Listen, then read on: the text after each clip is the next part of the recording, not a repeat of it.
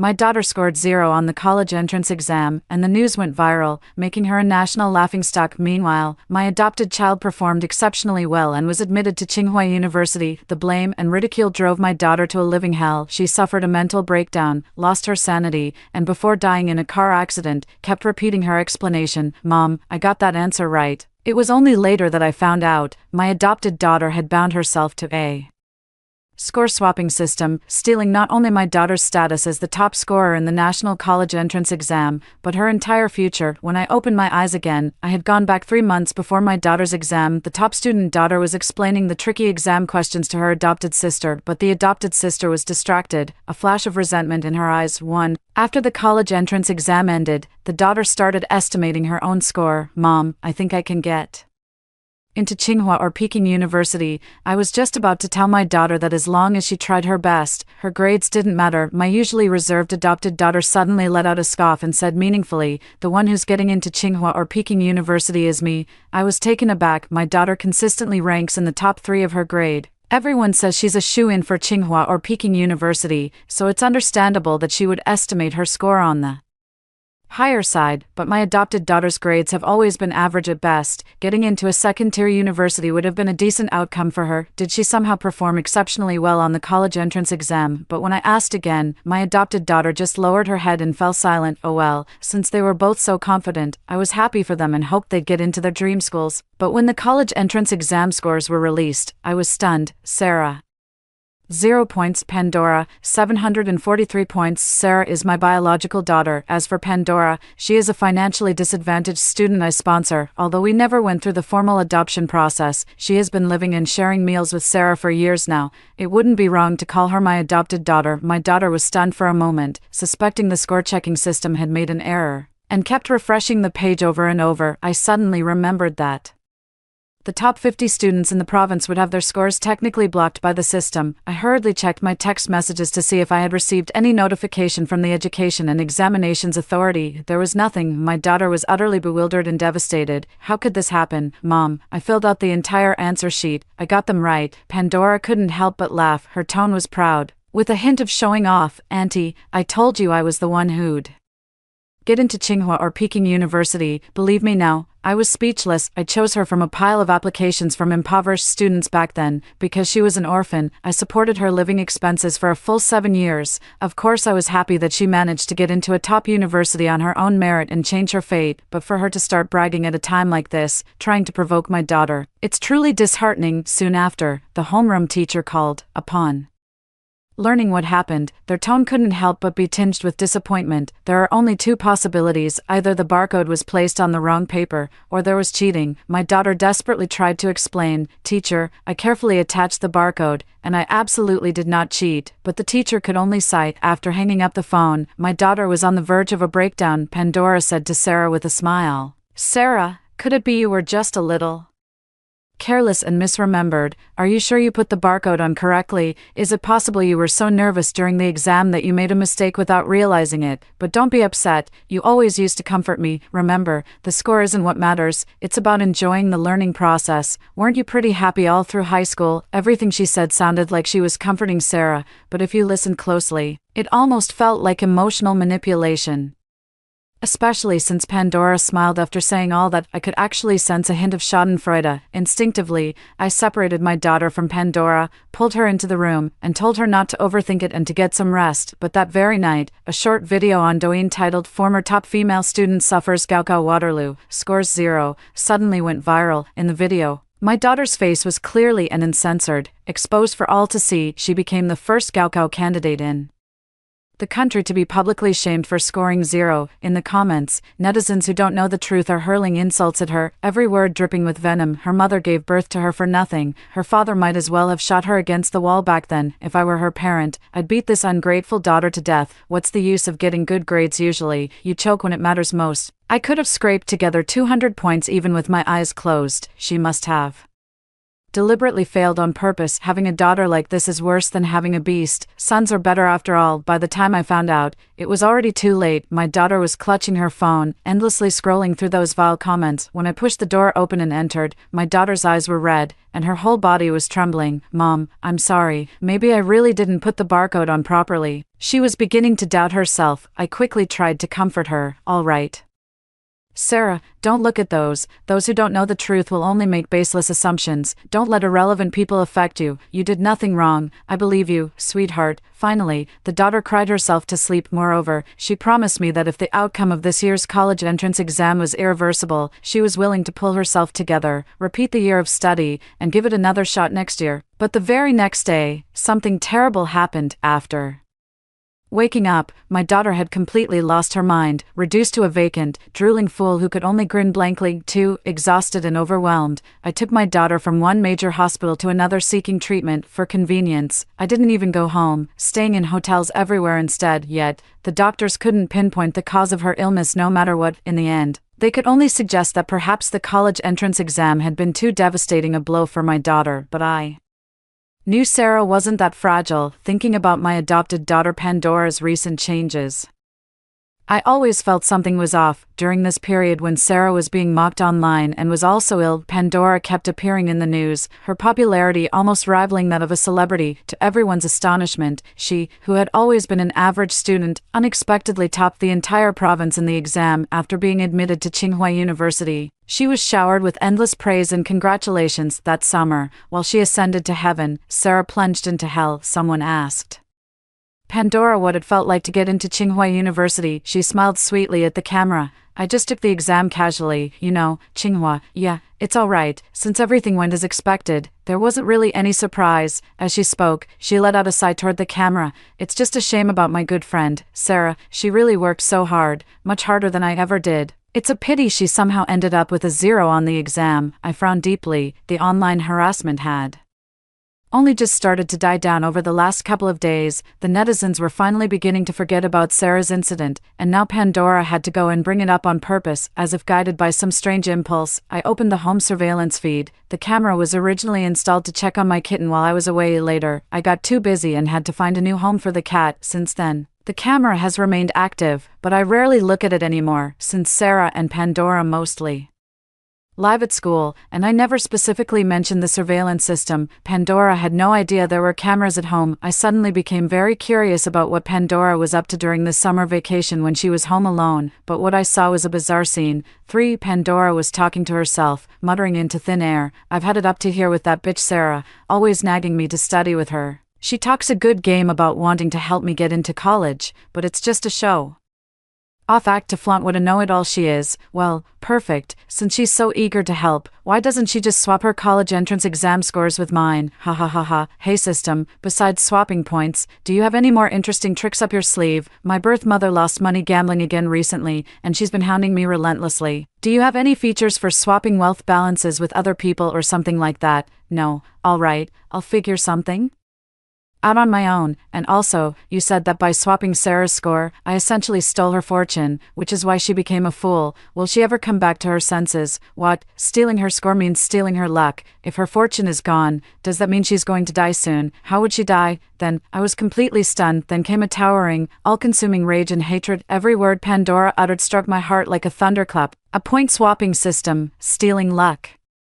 Pandora's birth mother, but wasn't Pandora an orphan? The only reason I sponsored her back then was because the record showed she was an orphan. Both her parents died in the earthquake. I thought I was doing charity work, but it turns out I was raising an ungrateful wretch. The state Sarah is in now is entirely her fault. Also, what did Pandora mean when she said Sarah is dying? A wave of sheer terror washed over me just then. Sarah, who had been resting, also heard the voice from the monitor. As if suddenly provoked, she let out a scream and bolted out of the room. Sarah, I rushed out after her, but she was running incredibly fast, shouting something unintelligible as she fled. Suddenly, without warning, a small van sped past, and Sarah was crushed beneath its wheels. Holding her bloody body in my arms, I wept uncontrollably. In her final moments, my daughter regained a fleeting moment of clarity, only to tell me with red-rimmed eyes, "Mom, there was a voice, it kept telling me to go take the college entrance exam, saying if I didn't run now, I'd be late. That Pandora system again, so when your luck runs out, you die. Is that what it means? My daughter called out to me one last time, Mom, am I going to die? Please, save me. But in the next second, her breath was gone. I completely fell apart. I passed out, still clutching my daughter's lifeless body. But when I opened my eyes again, I discovered Sarah's voice came from inside the room. I carefully pushed the door open above the desk. On the small blackboard were the hand-drawn poster letters in Sarah's own elegant script. 100 days until the college entrance exam. I had actually gone back in time, 3 months before my daughter's college entrance exams. At this moment, Sarah was still alive, her mind sharp, and she remained a top student. She was explaining the tricky problems to Pandora, but Pandora was distracted, a flash of venom in her eyes. For I unexpectedly heard Pandora's inner thoughts. What a moron Sarah is. She's always showing off how much smarter she is than me, just fishing for attention. Why doesn't she just drop dead? Instead of bothering me here, she'd be better off grinding through more practice tests for the Gaokao. At least then I'd get a better score when the time comes. I stared coldly at Pandora. She didn't utter a word, yet that voice unmistakably came from her. Had I not personally experienced my daughter's death once before, I would have found it nearly impossible to connect that venomous voice with the seemingly well-behaved and obedient girl before me. Sarah was watching her study, and she called Sarah a fucking idiot. Sarah tutors her, and she wishes Sarah dead. I thought my daughter's kindness would blossom, yet, in Pandora's eyes, all of this was just showing off, attention-seeking, and bragging. Pathetic. They won't even let you keep a large dog in the city, yet I've raised a wolf at home, an ungrateful one. Sarah still wanted to finish explaining that problem to Pandora. I walked right in and cut her off. If she doesn't want to listen, then you don't need to explain it to her. Sarah looked bewildered. Mom, Pandora, always perceptive, immediately picked up on the chill in my tone. She was caught off guard for a moment, but quickly stood up, feigning a hint of grievance as she explained, Auntie, it's not that I don't want to learn, I was just a bit tired, that's why my mind wandered. And Sarah's explanation was way too complicated. It was practically putting me to sleep, but in her heart, she was clearly cursing. What's with this old hag's attitude all of a sudden? I'd love to slap her. Just wait until the Gaokao is over. I'll get into Tsinghua. Her daughter will be a total failure, and then she'll come begging me. I sneered. She wants to slap me. She wouldn't dare. Not yet, but me slapping her, that's a different story. Crack. I raised my hand and slapped Pandora right across the face. A sudden, heavy silence fell. Within moments, a vivid red flush spread across the left side of Pandora's face. She froze. For an instant, the sheer hatred in her eyes was impossible to conceal. Auntie, why? Her resentment faded as tears streamed down her face, looking utterly pitiful. No reason. I just feel like slapping her. Since when do you need to pick a date to beat an ungrateful wretch? 5. Sarah quickly grabbed my arm too. Mom, why did you suddenly hit Pandora? I sneered. She was sleepy, wasn't she? I was just helping her wake up. Sarah. Pandora bit her lip hard, her face a mask of disbelief. I pulled Sarah away, leaving Pandora alone in the room. Even as I left, Pandora remained there, covering her face, stunned, looking innocent and silent, like a pitiful, delicate flower. But in reality, her inner thoughts had already given her away. Is that old hag crazy? How dare she hit me? Little does she know, I've secretly taken a bunch of private photos and videos of Sarah. My original plan was to have Sarah take the college entrance exam for me first. Once I got my hands on the scores, I'd sell off her private photos for a tidy sum. That's it. I'm done waiting. I'm selling her off tomorrow. I'll make her famous. All right, infamous. With every word of Pandora's inner thoughts I heard, my heart sank a little deeper. Pandora actually took compromising photos of my daughter when she wasn't looking. Pandora has been living with Sarah day in and day out for years, sharing meals and a roof. If she really wanted to sneak photos of Sarah in private, it would have been all too easy. My hands were trembling with rage. Looking at Sarah, alive and right in front of me, my heart felt like it was being squeezed in a vice. This time, I will protect her, no matter what. 6. Sarah noticed something was off with me and asked with concern, Mom, what's really wrong? I told Sarah that Pandora had likely already taken private photos of her and was planning to sell them. Sarah's face went pale, her lips trembling. Really? That's impossible. I didn't answer anything else, only asking if she had noticed anything suspicious about Pandora. Sarah's expression was dazed for quite a while before she slowly came back to her senses. She hesitated. One early morning, I woke up to find her standing by my bed, holding up her phone. It gave me a real fright. I asked her what she was doing, but she mumbled and didn't give a clear answer. I was too sleepy to think much of it at the time. Could she really have been trying to take a picture of me? I nodded. We need to find a way to check tonight. If we find it, we have to get rid of whatever she recorded. Under no circumstances can we let her leak it. She doesn't have any other equipment. She probably just used her phone to record it. As if suddenly remembering something, Sarah's tone grew colder and colder. That phone, it was a gift I gave her before. Yeah, I remember. Sarah and Pandora's birthdays are very close together this year. They both turned 18. Sarah used her scholarship money to buy Pandora a phone as a birthday gift. Pandora said she had no money, so she simply didn't prepare any return gift for Sarah. Honestly, a gift isn't about how much money you spend. Even a handwritten card is a thoughtful gesture. Ultimately, Pandora just didn't have the inclination to do it. 7. The next morning, Pandora realized she had lost her phone. After searching everywhere to no avail, she came to ask me and Sarah, "Auntie, Sarah, have you seen my phone? There's some very important information on that phone. Could you help me look for it?" There was a hint of probing in her tone. I asked, already knowing the answer. "What important documents?" She averted her eyes and stammered, "Just some study materials for an exam." "What a load of crap. Exam materials, my ass," I sneered. "Don't bother looking. Sarah has every kind of exam prep material you could imagine. If you need anything, just ask her for it." Pandora choked up, unable to speak for a long moment, yet her inner voice kept grumbling non-stop. Who on earth wants her daughter's worthless notes? I should have backed up those photos and videos somewhere else. I already notified the buyer last night, but now my phone is lost. How am I supposed to send the files? After another moment of silence, Pandora finally came up with a new line. "Auntie, the data isn't really the main issue. It's just that phone was a birthday gift from Sarah. I really treasure the things Sarah gave me. Now that my phone is lost, I'm genuinely frantic. It made me sick to my stomach." Sarah couldn't help but frown. "Last night, Sarah and I got hold of her phone and went through it thoroughly. There was an encrypted photo album on her phone. It was encrypted, but the password wasn't hard to guess. Sarah tried twice and opened it using Pandora's birthday. The album was filled with various clips of Sarah changing clothes and showering, along with some footage of her sleeping in a skimpy camisole. The girl hadn't been too careful about changing at home during the summer. Little did she know, Pandora had secretly recorded it all.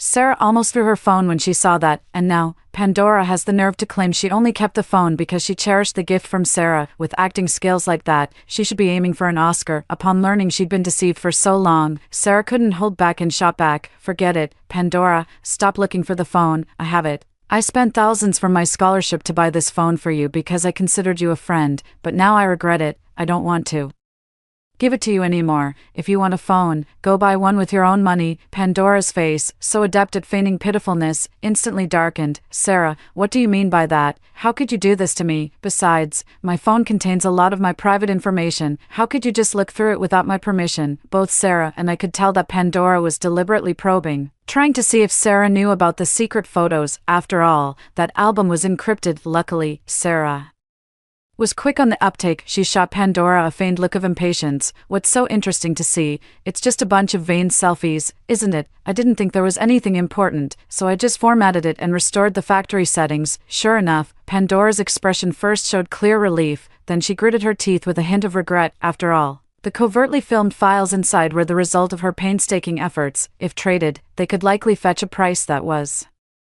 quite substantial for her. Little did she know, however, that Sarah was lying to her. Those images were all evidence of Sarah's privacy being violated. How could they possibly be deleted so easily? I smiled faintly and told Pandora, "Pandora, according to our original agreement, I am merely your sponsor, not your guardian, and I certainly did not adopt you. My financial support for you is 800 yuan per month, and it will continue until you turn 18. As of now, I have already fulfilled that commitment in full.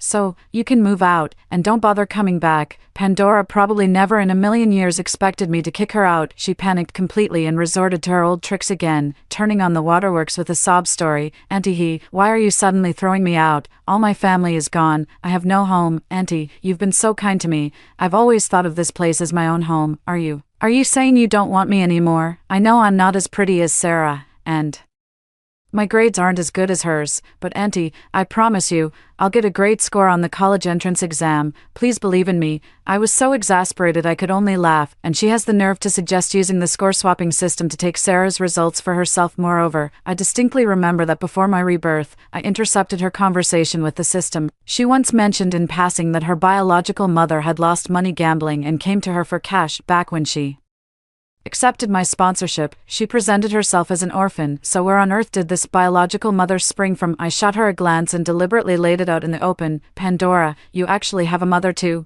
don't you? She turned pale with shock, even forgot to cry, and just stared at me in a daze, speechless for a long while, just as I thought. She was guilty after all, with just a little probing. She couldn't hold it together. I reminded her, since you're not an orphan, you shouldn't keep saying you have no family. It sounds like you're cursing your own mother. How unfilial is that, don't you think? The reason I've been supporting you all these years is that your records originally stated you were an orphan. Now that you have your own mother, if you ever feel like crying again, go cry to her. Pandora finally realized she wouldn't be getting any more favors from me. I absolutely will not let her stay any longer. Pandora finally stopped playing the victim. She looked up, glared at me, and asked with a dark expression, Auntie, are you really going to kick me out? Seeing that I remained silent, she let out a scornful laugh, then turned her head to glance at Sarah and threatened, You'll regret this. With that, she went back to her room, packed a few things, and left, dragging her suitcase behind her. I know Pandora acts with such audacity because of the system in her possession. She believes that no matter what she's going through right now, as long as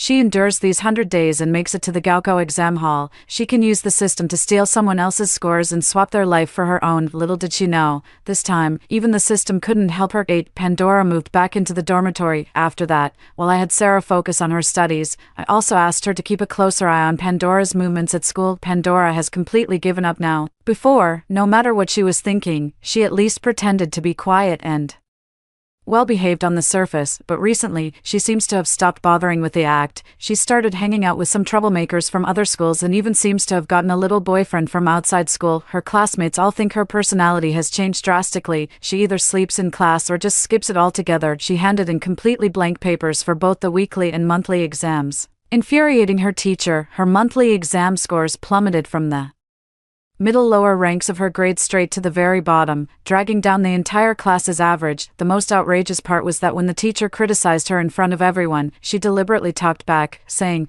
It's just a practice test. What's the point of a high score anyway? Just wait until after the college entrance exams. You'll see how ridiculous you've been. Teacher, I'd advise you not to scold me right now. After all, once I get into Tsinghua or Peking University, your teaching reputation will depend on me to promote it. In the end, her words infuriated the teacher so much that he blew up, and she was rewarded with a 3,000-word self-critique essay. I smiled. Good, everything is unfolding slowly, just as I planned. Pride comes before a fall. Pandora is like a grasshopper in late autumn, thrashing about in its final, desperate frenzy. Too bad, her days are numbered. I asked Sarah again, what about her relationship with her dorm mates? How are they getting along? Sarah looked utterly exasperated. I heard she's been borrowing money from all her dorm mates lately. She doesn't ask for much, just 200 or 300 from each person, but she never pays it back. Whenever someone asks, she just says she's broke. Yet her roommate told me she's bought a lot of new clothes and has even started wearing makeup on the sly. Ugh, what on earth is Pandora doing?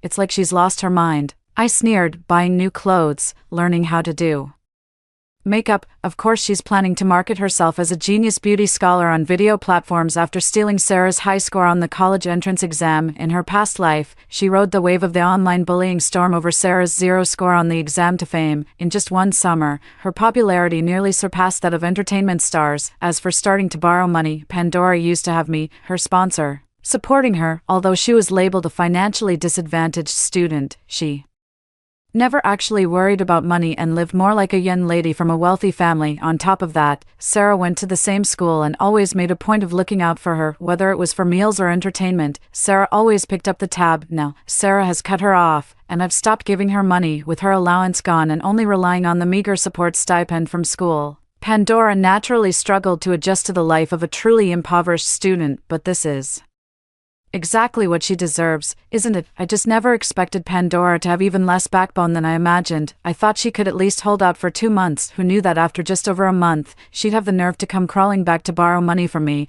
and she even brought along some bleached blonde punk kid. The two of them were waiting together right outside my office, the moment I got off work. They were right there waiting for me. 9. As soon as Pandora saw me, her face went pale. and she grabbed my hand, tears starting to fall. Auntie He, please, I'm begging you, could you lend me 20,000 yuan? I'll definitely pay you back once my college entrance exams are over. Wow, she sure didn't hold back on the amount she asked for. I told her with a completely blank expression, Pandora, this is the last time I'll remind you, my financial support for you is over, and even during the funding period, I'm under no obligation to give you extra money, is that clear?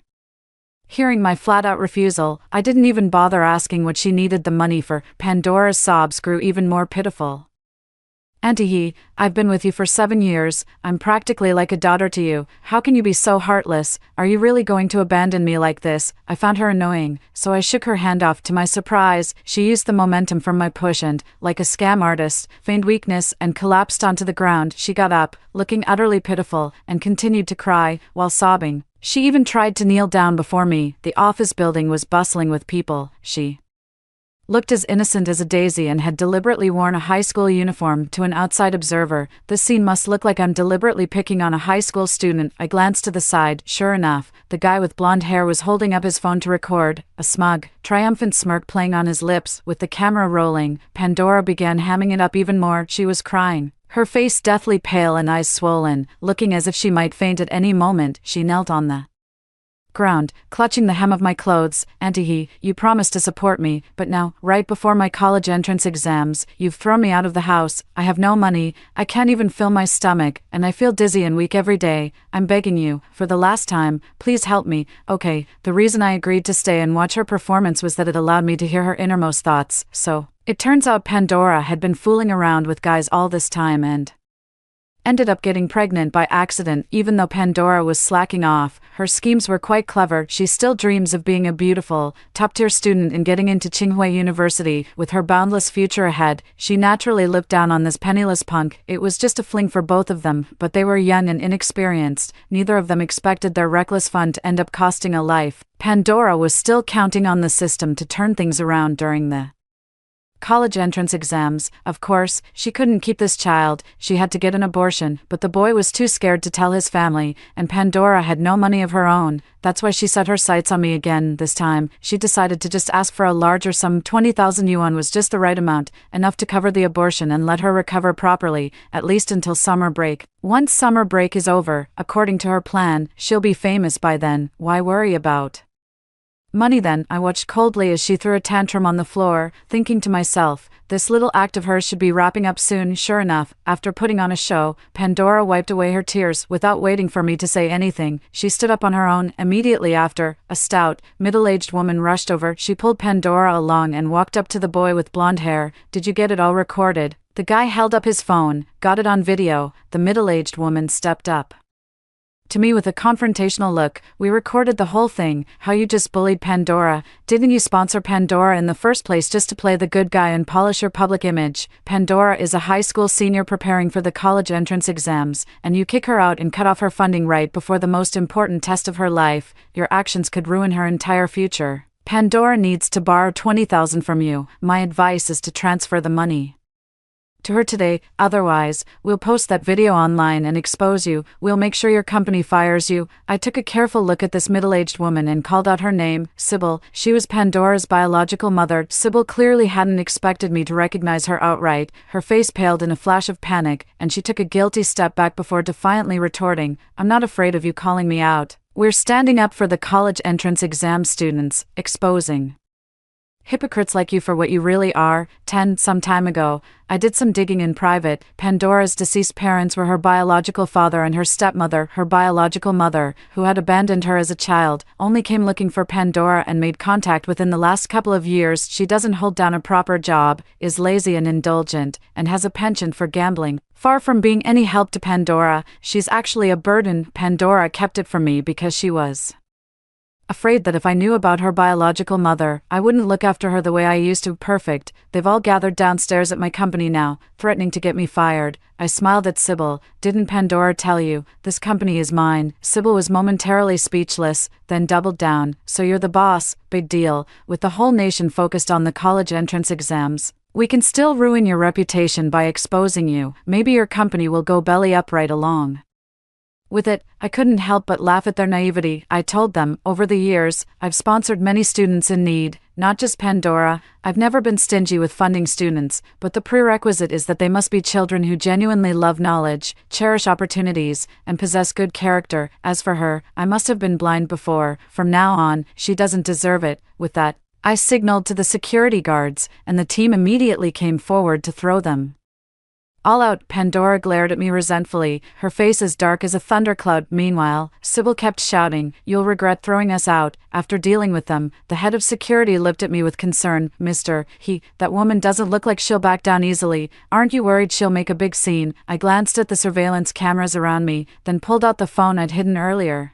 a cold smile playing on my lips. This is exactly what I was waiting for them to make a scene. Only when things blow up can we settle all the scores, old and new. Isn't that right? 11. Just a few days later, Pandora posted a video online. The title read, "Before the Gaokao, I was bullied by my benefactor." In the video, she wore her faded high school uniform, with a shabby rented room as the backdrop. Her eyes were red and puffy, as if she had endured great injustice. Yet she was putting on a brave face. "Auntie, he only sponsored me to boost her company's positive image and craft a philanthropic persona. On the surface, she took me in to live at her family's villa, but I lived in constant fear every day, because whenever Auntie was in a bad mood, she would slap me. Her daughter was in my class. She acted friendly to my face, but behind my back, she often bullied me and even took my phone. In the end, the mother and daughter threw me out. I'm about to take the college entrance exam, and this is how they treat me. I was completely broke, so I went to Aunt He's company to beg her for help, but she had people chase me away too. Netizens, please help me. I really want to live, to study, to take the Gaokao. What should I do?" Along with the video, she included footage of her face, red and swollen from the slap I gave her, and clips of our struggle and her kneeling please outside the company building. The video, tagged as being from a college entrance exam student, quickly gained traction shortly after being posted. Most netizens expressed sympathy for her, though there were also some mindless trolls who immediately resorted to hurling vicious personal insults. A small number of people questioned the video's authenticity. "Poor girl, I can't stand these people who use charity as a front to build their personal brand. Bullies should just drop dead. Seriously, that mother and daughter have absolutely no shame." Hey, fellow college entrance exam taker, don't give up. Let's keep pushing forward together. Genuine question here. How old is she? Financial aid for poverty usually stops at 18, right? Once she's past that age, the donor really isn't obligated to keep giving money. They're not her parents. After all, they were just being charitable. How can you be so heartless? I hope in your next life you're reborn in a poor, remote village and get bullied every single day. What's wrong with the wealthy helping others more? Isn't all their money made through exploitation anyway? The college entrance exam is in just over a month. The school has dorms and a cafeteria, and even if things are tight, you could make do with steamed buns and pickles. Is the poverty really that extreme? Just hang in there, get through it, and you can work a summer job. Am I the only one wondering? Since she loves studying so much, how are her grades now? Students from poor families get financial aid from the school, and those with good grades can get scholarships. It shouldn't be this dire. After watching the video and scrolling through those comments, Sarah was so angry she lost her appetite. "Mom, how did I never see how manipulative Pandora was before? She's just talking nonsense, isn't she?" "Exactly, a mix of truth and lies, always skirting around the real issue. She only says inflammatory things and steers the conversation toward topics like wealth disparity, college entrance exam students, and school bullying." Pandora really knows a thing or two about marketing psychology. No wonder she was always so good at completely deceiving people in her past life. I patted Sarah's hand and told her, "No rush, this hasn't blown up enough yet. Give it a few more days. Let public opinion lift her up high. That way, when she falls, it'll hurt even more." "Sarah, you just keep your head down and focus on grinding through your 5-3 exam prep books. Don't pay any attention to the outside noise." Sarah nodded, but finally couldn't help asking, "Mom, how do you think Pandora ended up like this?" I replied, "Who knows, maybe this is who she always was, and she was just very good at hiding it before, or perhaps it was the arrival of the system that emboldened her, inflaming her ambitions." As I gazed into the night outside the window, a vision surfaced before my eyes, the gruesome image of Sarah in her past life, crushed beneath the wheels, a mangled mess of flesh and blood, and Pandora's smiling face, bathed in the limelight, surrounded by flowers and applause. Ruins and blossoms intertwine. Evil has banished innocence, yet judgment will come in time. 12. Pandora's video has maintained immense popularity. Skyrocketing to the top of trending lists across all major platforms in just 3 days, Pandora, who was once completely unknown, suddenly became the talk of the town, a hot topic of discussion wherever she went. Using light makeup, she crafted an image of a pure, natural-looking goddess. She even deliberately made herself look a bit haggard to emphasize her struggling student persona, perfectly embodying the trope of a frail yet resilient and upwardly striving, delicate flower. Meanwhile, throughout her 3 years of high school, Sarah had always been seen by teachers and classmates as a top student. She used to represent the school in various competitions, bringing honor to it, so in the eyes of her classmates, she was famously known as a top student. This time, however, she was labeled a bully. Pandora probably thought she had won. She even went out of her way to call me, smugly demanding the money. Auntie, you can see the attention this is getting online. Everyone feels sorry for me. This whole thing could have been settled for just 20,000. If you want to blame anyone, blame yourself for being so stingy and forcing my hand. I pretended to be a bit shaken and lowered my voice to ask, Pandora,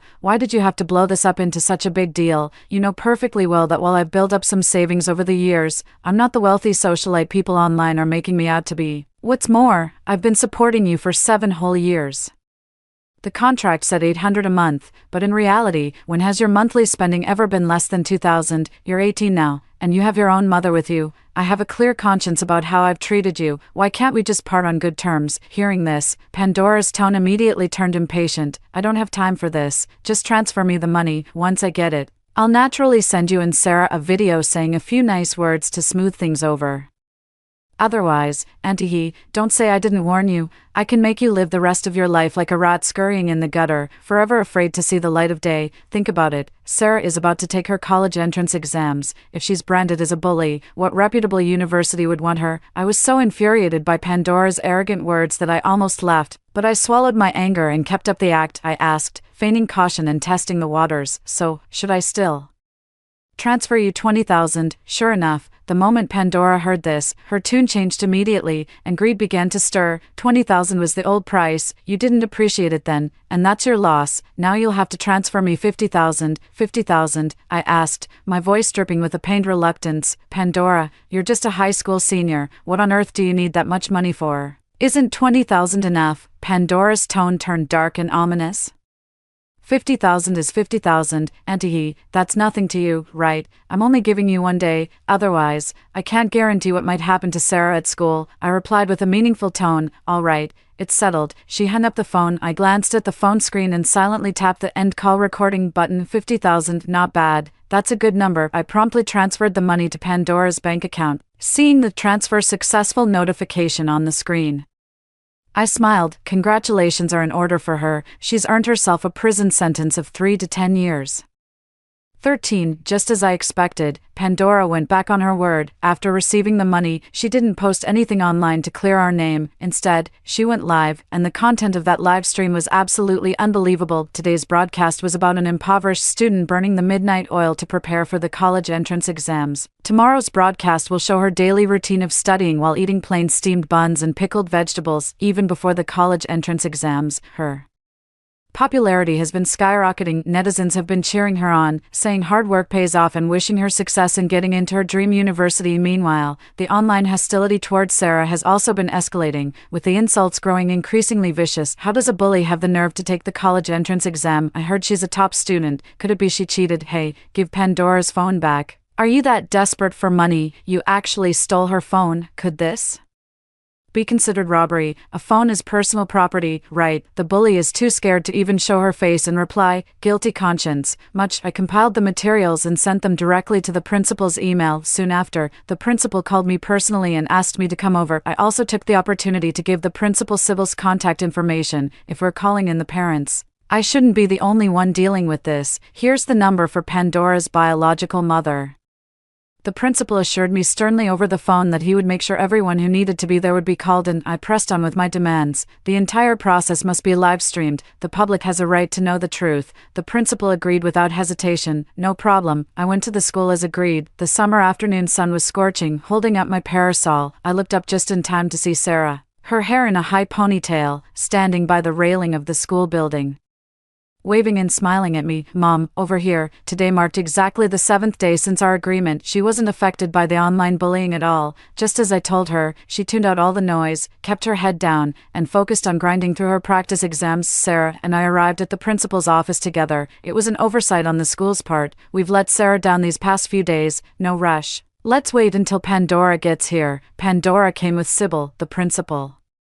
Personally brewed 2 cups of premium Shenyang Maojian tea and offered a sincere apology. Principal, a mere apology is just lip service. We won't accept that. Pandora has suffered so much these past days. We demand compensation for emotional distress. I smiled as I took the tea, glancing at the camera beside me. I knew everything in this room was being quietly streamed live. Sybil immediately played the victim and blamed others. All right. Sybil looked utterly bewildered. They thought the principal had called me in to mediate and made me apologize to her. When they entered the principal's office, the mother and daughter pair carried themselves with an air of insufferable arrogance. I shot a glance at Pandora. So, I kindly explained to Sybil. The principal's face darkened. I asked with a smile, "What? You've already blown through the 50,000 I gave you last time, just 3 days ago." Pandora asked me for $50,000. Didn't she tell you? What 50,000? What on earth are you talking about? Sybil was stunned for a moment, then it clicked, and she flew into a rage right then and there. Her face was dark, and a hint of awkwardness flickered in her expression. So, she had pocketed that 50,000 herself and never told her gambling addict mother. How could that be? It's always entertaining to see a dogfight. Without a word, she spun around and slapped Pandora hard across the face. The blow sent Pandora staggering back several steps. When she looked up,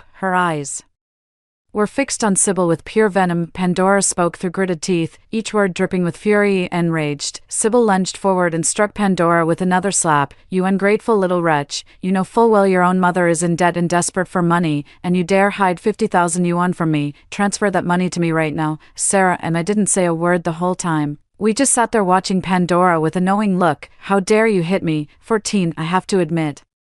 Holding back these past few days and letting Pandora stir up all that height was the right move. The moment Pandora walked into the principal's office and was caught on the live stream, her carefully crafted persona shattered. "And why shouldn't I hit you? I'm your mother. You wouldn't even exist without me. Now hand over that money and show some respect." The mother and daughter had barely stepped into the principal's office and answered a few questions before they started screaming at each other. The principal's face darkened with fury, and he immediately had someone pull the two apart. It was an ugly scene. "I'm afraid Pandora won't be able to give you that $50,000. While they were busy breaking up the fight, I took out my phone, logged into the live stream, and idly scrolled through the comments for a bit. The live stream viewership is skyrocketing. In just a few short minutes, it has already surpassed 1 million concurrent viewers." For a moment, Pandora was stunned. Netizens love drama, but what they love even more is a plot twist. Sybil, on the other hand, looked as if she had just heard a joke. Netizens were stunned. "What's with the 50,000 yuan? Hasn't she been living on steamed buns and pickles all this time? I get it now. Her sponsor gave her another 50,000 yuan, right, but she's still putting on a pity show during her live streams. Wait, hold on, she has a mother. If she has a mom, why is she pestering her sponsor for money? Damn, 50,000 is no small change, way more than I've got. That sponsor is seriously generous. I'm easy to keep, just here to be cute, not to beg for pity." Anti-sponsor, care to take a look? Girls, were we just being used as pawns before? As the online discussion grew more heated,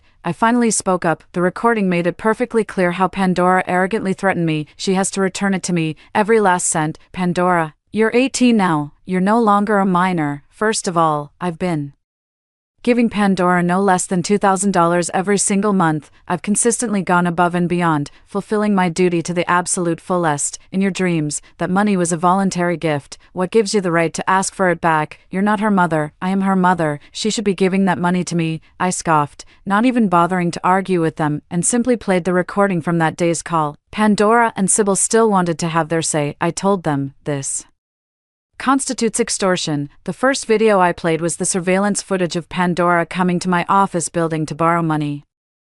"Not only do you have to return the full amount, but you'll also face criminal charges." Beyond that, the recording also includes the points I explained. Pandora had previously streamed the entire process of her borrowing money online. Second, she has a mother, but she lied to me, making me believe she had always been an orphan. The netizens are simply unaware of the full truth, but they are not foolish at this moment. The truth is beginning to unravel. Netizens now realize they were being used all along. Both Sybil and the blonde guy who came to help Pandora pose for photos were clearly captured on camera, but I couldn't be bothered to give them another chance to weasel out of it. What I've brought today isn't just an audio recording. For convenience, I had already asked the principal to prepare an extra screen so I could live stream to the online audience simultaneously as Pandora watched. Her expression grew increasingly panicked. At first, the scene was heartwarming, showing Sarah celebrating Pandora's birthday, but obviously, hers was staged. While the version I'm playing offers a wider perspective and captures much more information, the two girls happily sang happy birthday, blew out the candles, and then Sarah presented the gift she had for Pandora.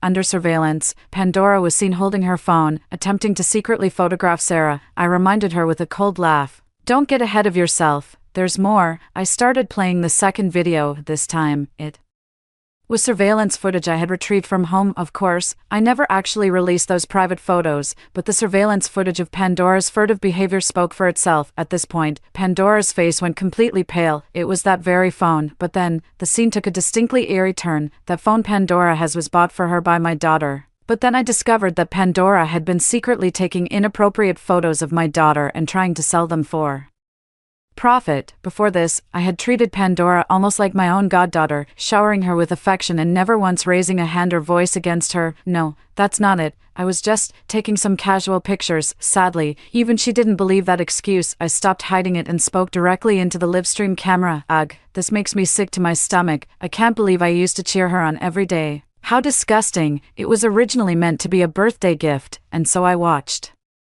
as Pandora's empire rose, and then crumbled to dust. We only held onto this phone to protect our daughter's privacy. Pandora now knew she had been live-streamed the entire time. She was utterly stunned, her face drained of color, her eyes vacant and lifeless. Her online claims about being bullied are complete fabrications. The barrage of comments from netizens was absolutely furious. Pandora completely broke down. She played the part so well. You really can't judge a book by its cover. I'm sorry. I owe an apology to the auntie and the top student. Yeah, we all owe the auntie and the academic ace a sincere apology. Call the police. Someone call the police. If she loves dry bread so much, let her have her fill of it in prison. Netizens were outraged. Pandora is neither the first student I've sponsored, nor will she be the last. The entire process took a mere 7 days. But Pandora is the one who has disappointed me the most. I heard her inner thoughts. She was frantically calling out to the system in her mind. System, are you there? Help me, quick. You said you could turn my life around, didn't you? Well, do it. Turn it around. Unlike before, this time, I actually heard the system's voice as well. It was a mechanical, emotionless electronic voice. I am a point exchange system. The only thing I can reverse is a college entrance exam score. I turned my gaze toward Pandora. I smiled, turned to face the camera, and continued speaking to the netizens. A line of young girls filed in, pointed at Pandora, and said to the principal, "To be honest, many of the students I sponsored never even met me in person. Some of them got into top-tier 985 universities, even Tsinghua or Peking University. Others, while they didn't make it into first-tier schools, ultimately, they all found their own paths, regardless of their academic results. I've never once regretted supporting them." Just then, Sarah stepped forward, linked her arm with mine, and gave me a wink. My husband was a teacher. Even as he was dying from his illness, he pushed through to give his students one final lesson. He often used to say to me, "The essence of education isn't to force every seed to blossom into a flower, it's to let a flower be a flower, a tree be a tree, and a fruit be a fruit." I'm not the only student who's been victimized by Pandora's secret filming and selling of private photos and videos. If you make a mistake, you should apologize. If you harm someone, you must pay the price. As I spoke, I took out my phone and, in front of millions of livestream viewers, dialed the police. "Hello, I'd like to report a crime. Someone is blackmailing me for a significant amount, over 50,000. They even secretly took inappropriate photos of my daughter and tried to sell them." Just then, the principal's office door swung open. "These are all Pandora's dorm mates. Principal, we want to report something." 15. This whole situation has left netizens utterly bewildered. Even the principal and I were caught completely off guard. In my plan, things were supposed to wrap up around here. Why are these girls filing another report? We found these in the dorm earlier. After checking them out, we realized Pandora had secretly installed them all. Her intentions are pretty obvious. Thank goodness Sarah warned us to keep an eye on Pandora, or we might never have found out in time. The consequences could have been disastrous. Mom, you're forgetting, I'm still at the School. As she spoke, my daughter bravely stepped in front of the camera. First, she politely bowed to the netizens on the other side of the lens, then began to speak. Thank you all for bearing witness from your screens. Sarah nudged me and whispered. She took the hands of the newly arrived female classmates. Mom, this is Julian, our class monitor. The girls angrily held up several miniature cameras they had found and removed from their dorm room for the camera to see. I know that name. He's the academic prodigy in the senior year, the one whose name is always right next to Sarah's on the grade ranking list. Count me in, I'm reporting her too. As soon as the words were spoken, another guy walked in, tall, lean, and handsome. He had fair skin, strikingly dark eyes, and an air of cool, quiet intensity. Sarah is consistently in the top 3 of the grade, while this Julian is basically the undisputed number 1. Julian was dragging someone along by the arm. I took a look. Well, isn't that Pandora's little blonde boyfriend he's got a hold of? A faint smile touched Julian's lips. He's the one who snagged the Tsinghua University early admission spot this year. Auntie, I've intercepted all the things Pandora secretly filmed for their deal. That punk's been staring at Pandora's stomach with a weird look. Are they involved? What's going on? Pandora finally caught on. Pandora's eyes widened in disbelief as she stared at me. Let's hand him over to the police along with the rest. Looking at him, I bet this isn't the only thing he's involved in. The principal took the evidence, rubbing his temples with a pained, weary expression. After today, the school is going to have its hands full. The barrage from netizens is going wild again. OMG, this guy is so handsome, and doesn't he just have this inexplicable couple vibe standing next to the top student girl, right? Did anyone else notice that the first person he looked at when he walked in was the top student girl? That look, seriously, I'm deceased. How about we play matchmaker? Hey, you guys are really good at derailing the conversation. Is no one concerned about what else that punk might have done? In that moment, Pandora's face was a mask of terror. She clutched my hand like a madwoman, her grip desperate. At that moment, the police car drove into the school. Pandora let out a cry of utter despair, her gaze finally settling on Sybil with pure venom. She lunged forward frantically, trying to snatch the evidence, but came up empty-handed. Deep down, she knew it was futile, yet she couldn't bring herself to give up. Then, her foot caught, and she stumbled to her knees before me, resorting to her old trick and bursting into tears. Auntie, please don't call the police. I'll give you the money back. I was wrong. Just make the police leave. Okay, I still have to take the college entrance exam. Please, just let me go. Even now, with everything that's happened, she's still hung up on that exam. I leaned down, close to her ear, and in a voice meant only for the two of us, I told her, you think I'm doing all this for what? Exactly, I'm doing it so you can't take the college entrance exam, you idiot. Shouting all the while, Pandora began to pummel Sybil with her fists and feet, then grabbed the teacups and pitcher from the table and hurled them all at Sybil's head. You know about my... I cut her off before she could finish. Yeah, I know you have a system, but that system of yours only works during the Gaokao, right? Sybil couldn't dodge in time and was instantly struck, blood streaming down her face. Impossible. How could you know? How? I smiled. You'll never be able to take the college entrance exam in this lifetime. Having a system won't help you. You can't change anyone's grades. You won't get into any university. A university is a place to cultivate talent, and you're just a thief. 16. The police were coming up the stairs, their footsteps drawing closer and closer to the principal's office.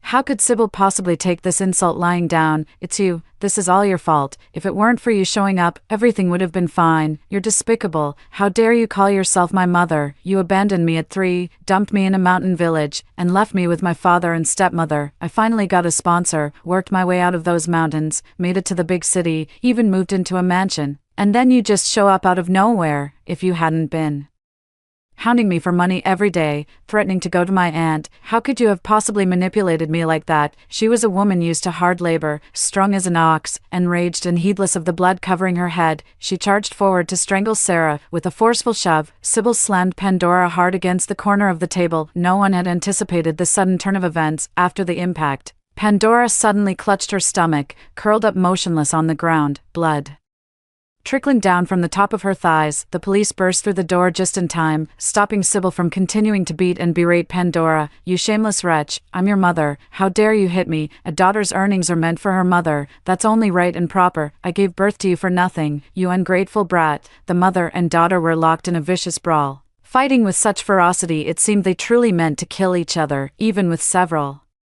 People trying to pull them apart, they couldn't be separated. Sybil was stunned at the sight of the blood, and with the police handcuffing her, she finally stopped. Sybil glared fiercely at the guy with the dyed blonde hair. At the last moment, I heard the voice of that Pandora system once more. Stop it, all of you. Immediately after, Pandora's body began to tremble unnaturally. What's going on? Why is she bleeding down there? Having already suffered a miscarriage, the electric shock sent Pandora into complete unconsciousness. The guy with the bleached hair said dejectedly, "She's pregnant, it's mine." The police took them both away. The mother and daughter, Pandora, were implicated in separate crimes, one for extortion, illicit filming, and the distribution of obscene materials, the other for gambling and fraud. Host is no longer capable of executing system tasks. System will now automatically disengage. Host must now endure an electric shock penalty. Pandora was expelled from school and never even received her high school diploma. There are still many people following Sarah's story online. 17 later, the police issued a statement. Before Sarah left for university, she once asked me curiously, well, at least they won't have to worry about going hungry anymore. 3 square meals a day are guaranteed in prison. Mom, how did you decide to sponsor Pandora back then? Later, the college entrance exams arrived as scheduled, and their daughter was successfully admitted to Tsinghua University. Before I sponsored Pandora's education, I went to the countryside to meet her once. However, she threw herself into her studies and never made another public appearance after that. The other classmates, having survived the 3 hellish years of high school, also moved on to the next chapter of their lives. Back then, Pandora was still in a rural elementary school classroom, a small, thin girl with dark skin and worn-out clothes. I asked Sarah curiously, there must have been something about her back then that moved you, wasn't there? I thought about it for a moment. Yes, she did move me. Sarah, if a system suddenly appeared and told you that you didn't need to study hard, that it could swap your Gaokao scores with anyone else as it will, what would you do? Sarah let out a hearty laugh upon hearing that, yet she was holding a junior high Chinese textbook, studying ahead. As I approached her, she happened to be reciting the line, "Heaven has endowed me with talents that must be put to use. 1,000 pieces of gold spent will yet return." Her gaze was pure back then, and despite her young age, she seemed to possess a formidable inner strength. I could see she yearned to leave that impoverished backwater, and she knew that knowledge could change her destiny. I asked her, "Do you like to read?" She flashed a brilliant smile. "I love it." So I pressed on, "Why do you love reading?" Holding up her textbook, she told me, "My teacher says reading helps us understand the world, enlightens the mind, and cures ignorance." My heart ached little. I couldn't help but pat her head and take her hand. "Then come with me, dear, I'll take you to read." "Okay, yes, yes," she exclaimed, clapping her hands and jumping for joy. She grabbed my hand tightly. "Thank you, Auntie." I thought the world was vast. Once she left that little mountain village, she could surely carve out a place for herself through her own hard work. That's why I chose her. Pandora, extra story. But perhaps the struggle was just too hard. That's when she lost herself. She forgot the very truths she once recited by heart, and came to believe everything could be stolen. Her heart grew dusty, her soul mired in the mud. She utterly betrayed my goodwill, and wasted her own life in the process. Pandora was 30 years old by the time she was released from prison. In her dream, she took the college entrance exam and successfully swapped scores with Sarah. Sarah really pulled through, scoring an incredible 743 points and becoming the top scholar. Mom, if a system like that really existed, I'd question its true intentions. Is it trying to turn me into a useless, unmotivated slacker? I think, rather than believing in some pie-in-the-sky fantasy, it's better to trust in every late night I've endured and every practice problem I've worked through. Yeah, the campus at 6 in the morning is truly pitch black. The view from the ideal destination is truly breathtaking. Congratulations to her. In this lifetime, she has finally gotten her wish. After the scores were swapped, Sarah was left with 0 points, turned into a fool, and ultimately died in a car accident. She saw what Sarah lived like just before her death. With only a junior high school education and a prison record, she was out of touch with society. Even finding a job to make ends meet proved to be an uphill battle at every turn. Countless times, she had fantasized about making a grand entrance into Tsinghua University. Standing in the spotlight, admired by all and surrounded by flowers, she even found herself trapped in the same recurring dream. She brazenly enjoyed the life that should have been Sarah's. Finally getting into Tsinghua University, Pandora recognized her. It was Sarah. That was Sarah, the one who had lived with her, shared everything, and looked after her wherever they went. Yet, in the dream, she herself seemed to feel not a shred of remorse. That was Sarah, the one who used to drag her out of bed before dawn to memorize vocabulary and formulas together. After that, she continued to coast, monetizing a top student persona through live streams, but gradually, she noticed her viewer count dwindling. No matter how hard she tried to court attention with antics, no one wanted to watch her anymore, because she was utterly incompetent. Despite having enviably high scores, she couldn't produce a single paper worthy of publication, she couldn't grasp a single concept the teacher explained, nor complete any of the assignments given. The only thing she could cling to was that one college entrance exam score, a result that wasn't truly hers. Gradually, people began to suspect she had cheated on the college entrance exam even without proof. No one believed she could have earned that score legitimately. When presented with the exact same test paper and asked by a classmate to solve it again, she couldn't even make sense of the questions. That system only activates during the national college entrance exams. She had been abandoned. She would wake from every dream drenched in cold sweat. She couldn't tell which was more terrifying, the horrors in her dreams or the cruelty of reality. At last, she remembered. There was a time when she, too, had made a resolution to strive with all her might. The moment that woman came to the mountain village, found her, and asked if she liked to read. The moment that woman took her hand and promised she could give her book after book to read. Back then, she was filled with hope and gratitude. She vowed she would follow that woman, heed her words, study diligently, and change her destiny. But later, she grew complacent and greedy, without her even realizing when. The seed of envy had taken root in her heart. Is it too late for regrets now? Years of imprisonment had ground away at her, turning all her hopes to dust. She was left with nothing. At 18, she lived a life of reckless abandon, with no regard for her own well-being. As a result, she lost her first child. It was also her only child. Before being disconnected from the system, she was subjected to electric shock punishment. The prison doctor saved her life, but told her she would never be able to conceive again. It turns out the price of wrongdoing runs far deeper than that. After her release from prison, she could only find menial work like washing dishes and waiting tables, keeping her head bowed low every single day. By chance, she saw a news report on TV about a young and beautiful professor delivering an academic lecture. On camera, she was composed, confident, and radiant. Oh, Sarah, who once stayed up with bloodshot eyes, determined to make sure she understood that crucial exam question. So, Sarah had tried so hard back then to reach for her hand, to pass on a glimmer of light. It was she who foolishly turned away from that light, plunging headlong into the darkness without a second glance. Years later, in a grimy little noodle joint, a disheveled woman washing dishes suddenly burst into heart-wrenching sobs, staring at the television. What a pity if flowers may bloom anew, but youth never returns. The end. Story 2. The campus belle was a ditzy airhead with childlike innocence. During PE class, she yanked down my sweatpants in front of everyone. I collapsed from humiliation amidst the laughter. Missing my grad school interview, she just gasped behind her hand. Sorry, I was just checking if you're going commando. Student Council President Hansen shielded her behind him. Melody's just naturally curious. Quit playing innocent, soon enough. My compromising photos spread across the campus forum. She blinked her big innocent eyes. I was just trying to Photoshop you prettier. Who knew I'd accidentally send it to the wrong group chat? At 3 a.m., a bunch of guys knocked on my dorm door. Heard it's $300 a night. The next day, Melody gasped dramatically, covering her mouth. Oh my god, so that's your nighttime side hustle. I was just joking with my bestie about you being broke. My advisor received an anonymous tip accusing me of improper conduct, with my postgraduate recommendation revoked.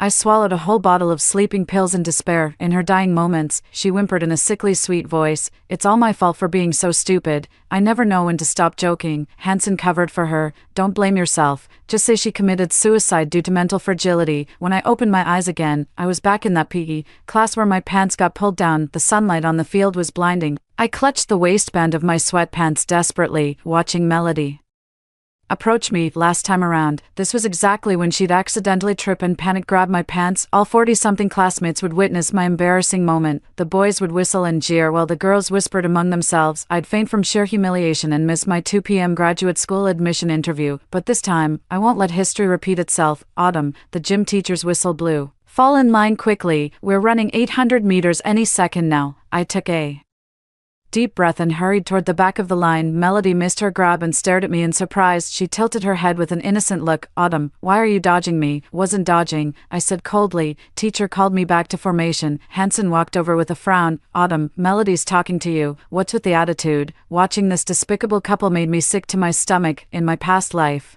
I never understood why Melody would destroy me when we had no feud between It wasn't until I overheard that conversation before dying that I learned the truth. Turns out Hansen had feelings for me all along. He did all these things just to get my attention and impress me. Meanwhile, Melody was burning with jealousy.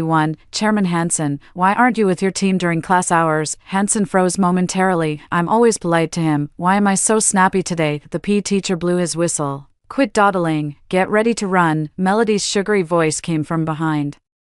Brother Hansen, Autumn seems mad at me. Just ignore her. I'll teach her a lesson later. A lesson? We'll see who teaches him a lesson in this lifetime. After finishing the 800-meter run, I deliberately walked toward the crowded area. Just as expected, Melody latched onto me again. Autumn, do you have some misunderstanding about me? She tugged at my arm with a voice so sugary it could melt honey. All the guys around turned to look with suggestive glances. Everyone knew Melody was the undisputed campus belle. Her admirers could form a line stretching clear across campus. Who has she ever been this intimate with? I shook off her hand. Don't touch me. Melody's expression froze momentarily. Her eyes instantly welled up. Autumn, what's wrong? Did I do something? Seeing her about to put on another act, I cut her off abruptly. Melody, are we really that close? Stop calling me Autumn all the time. It's nauseating. Melody stared at me in disbelief, tears welling up in her eyes. How could you say that? Aren't we supposed to be best friends? Best friends? I thought we were best friends in my past life too, until she systematically destroyed my life. Hansen snapped. Autumn, you've gone too far. Melody considered you a friend, and this is how you treat her. I turned to Hansen with a sardonic smile. President Hansen, why are you getting so worked up?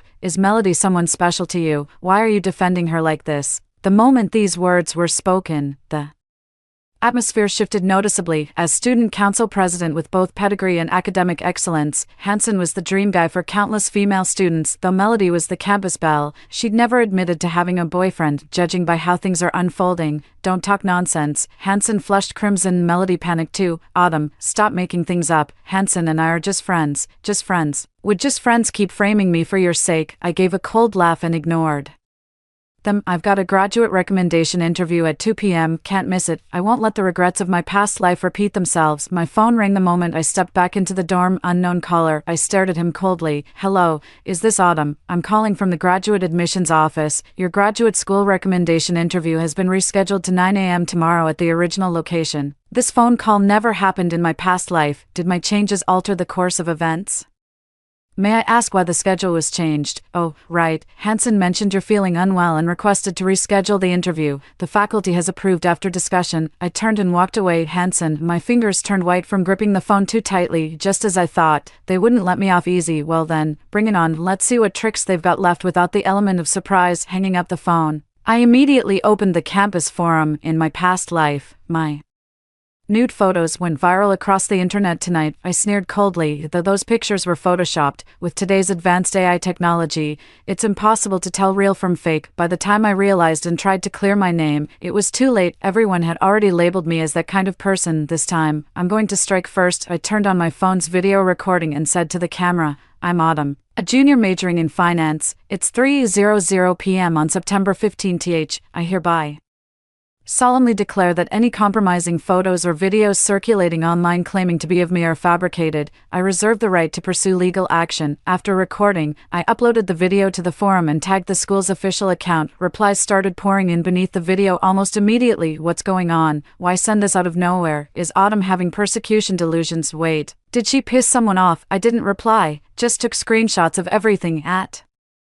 7 in the evening, all the roommates came back. The moment Rainey stepped in, she asked, Autumn, what's gotten into you today? Why did you treat Melody like that? She's been crying forever. Everyone thinks you went too far. Another roommate, Cece, chimed in. Seriously, Melody's such a sweetheart. Why are you picking on her? I looked up at them. In my past life, when rumors were flying everywhere, they chose to believe Melody, even whispered behind my back, just as expected of someone like her. She's nice, I scoffed. Do you even know her? Of course I know her, Rainey said. Melody's pure-hearted and kind to everyone. Pure-hearted and kind. Then do you know why she's always clinging to me? The roommates exchanged uneasy glances. Because she considered you a close friend. I shook my head. Because of Hansen. The room fell dead silent. Hansen likes me, and Melody likes Hansen. So she only got close to me to keep me away from Hansen. My roommates widened their eyes in disbelief. No way. Why would Chairman Hansen ever like you?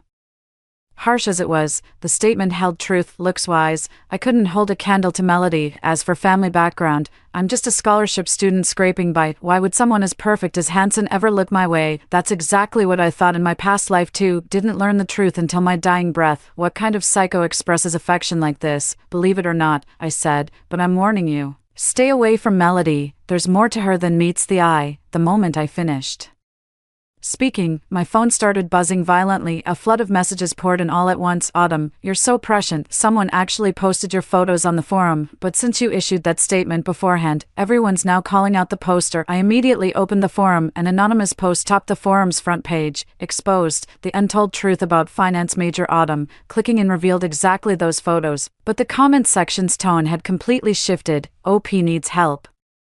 They just released a statement and you're posting this. This is so obviously photoshopped. What amateur work. The poster should be investigated immediately. This is criminal. The corners of my mouth curled upward. Oh, Melody, never saw this coming. Did you? Your opening move, easily countered. Just then, the door burst open. Melody rushed in with tears streaming down her face. Autumn, are you okay? Someone's spreading rumors about you online. What a convincing performance. Had I not known that truth, I might have fallen for her act. I'm fine, I said flatly. I've already called the police. Melody froze. The police, obviously. I stared into her eyes. Distributing compromising photos is illegal. The police will track down whoever posted that. They'll get what's coming to them, jail time or paying damages. Melody went pale instantly. She stammered. Teach, that's good then. Don't worry, Autumn. We've all got your back. With that, she turned to leave. I called out to stop her. Melody. What perfect timing. You came right after the forum post went up. You're really well informed. Melody forced a smile. I was just browsing the forum. I stood up and stepped closer to her. Then do you know where the post's IP address is located? Melody instinctively stepped back. How would I know? The third floor of the school library. I chuckled. And you just happened to be there between 3 and 6 p.m. Truth be told, I was just guessing, but Melody's reaction confirmed my hunch. I answered, frowning. How did you know I was at the library? The word slipped out before she could stop herself, and she immediately clapped a hand over her mouth in panic. The roommates were stunned. Cece asked incredulously, Melody, was it you who sent that? It wasn't me, Melody shrieked. Autumn, don't you dare make baseless accusations. My heart sank. Why would I ever harm you? We're best friends. I stared at her coldly. Yeah, why would you? Maybe Hansen knows the answer. Melody's pupils constricted sharply. The next second, she actually dropped to her knees. Autumn, I'm so sorry. This is all my fault. I was just trying to play a joke. I didn't know it would be this serious. Please don't call the police. I'm begging you. I'm kneeling right here. Our roommates were utterly dumbfounded. Who would have thought our campus sweetheart, always so innocent and kind, could do something like this? I looked down at Melody kneeling on the floor. She wept pitifully, her shoulders shaking uncontrollably. Anyone seeing this would think I'm bullying her. Melody, wipe those tears away. That won't work on me. She looked up, malice flashing in her eyes, but it was quickly replaced by a pitiful expression. Autumn, I swear I've learned my lesson. I've already deleted those photos. They're gone for good. Deleted. Those photos from my past life were saved on countless phones. 02. It became my lifelong nightmare. Did you really think deleting them would make it all go away? Screenshots last forever. The internet never forgets. Melody, you've ruined my reputation, my future, everything I had. My voice kept rising as I started losing control of my emotions. My roommates were startled. Rainey cautiously pulled at me. Autumn, calm down. Calm down. They have no idea what awaited me had I not been reborn. A tidal wave of humiliation. The scornful whispers of everyone. My mentor's bitter disappointment and disgust. It was the final despair and death. I took a deep breath, forcing myself to stay calm. Can't lose my composure now. This is only the beginning. I'll consider filing a police report, I said, but you must issue a public apology. Make it clear on the forum that you photoshopped those pictures. Melody bit her lip, resentment flashing in her eyes. A public apology would mean the collapse of her carefully crafted persona. The innocent campus belle persona would vanish forever. But she had no choice. Fine, I'll apologize. Do it now. I pulled out my phone, right in front of me, with trembling hands. Melody posted her apology. It was brief, just admitting she photoshopped the image and apologizing to me, but I knew this was far from enough. How could a simple apology make up for everything she did in her past life? Melody, I crouched down to meet her at eye level. This is just the beginning. Everything you've done to me, I'll return it tenfold. Her head jerked up, eyes wide with terror. At that moment, she finally realized I wasn't The same pushover Autumn anymore. Melody stumbled out of the dormitory. The roommates were still in shock. Autumn, what on earth happened? Rainey asked. Why would Melody do this? I looked at them and said, I told you she likes Hanson. And Hanson, I didn't finish my sentence. But they all understood, Cece murmured. So that's why. No wonder she's always clinging to you. But does President Hanson really like you? Who would have thought this guy was such a creep? At 10 p.m., I got a message from Hanson. Autumn, are you happy now? Melody already apologized. What more do you want? I replied with just 2 words. Not enough, don't push it. Melody's already miserable enough. Miserable, who's going to pity me? I can't be bothered arguing with him. He's just seeking attention. Early next morning, I went straight to the graduate admissions office. Professor, I need to report Hanson, Mr. One from the graduate admissions office adjusted his glasses. Oh, why do you ask? Doesn't secretly applying for an extension on someone else's behalf count as misconduct? Mr. Wang's expression changed. The postgraduate recommendation interview carries significant weight. If there's indeed fraudulent application activity, it constitutes a serious violation. Autumn, are you absolutely sure you didn't ask Hanson? Positive. I pulled out my phone. Here's my itinerary from yesterday. I was at campus the whole time. Perfectly healthy, and, I paused. Professor, you might want to check what reasoning Hanson used to convince you. If he submitted fake medical records or other documents, that would constitute document forgery. At this point, Mr. Wang couldn't stay seated any longer. He immediately called other faculty members and launched an investigation into the matter. What is it? Half an hour later, the truth came to light. Hanson did produce a medical record claiming I had sudden acute gastroenteritis. But that medical record was forged. The hospital seal was photoshopped, and the doctor's signature was forged.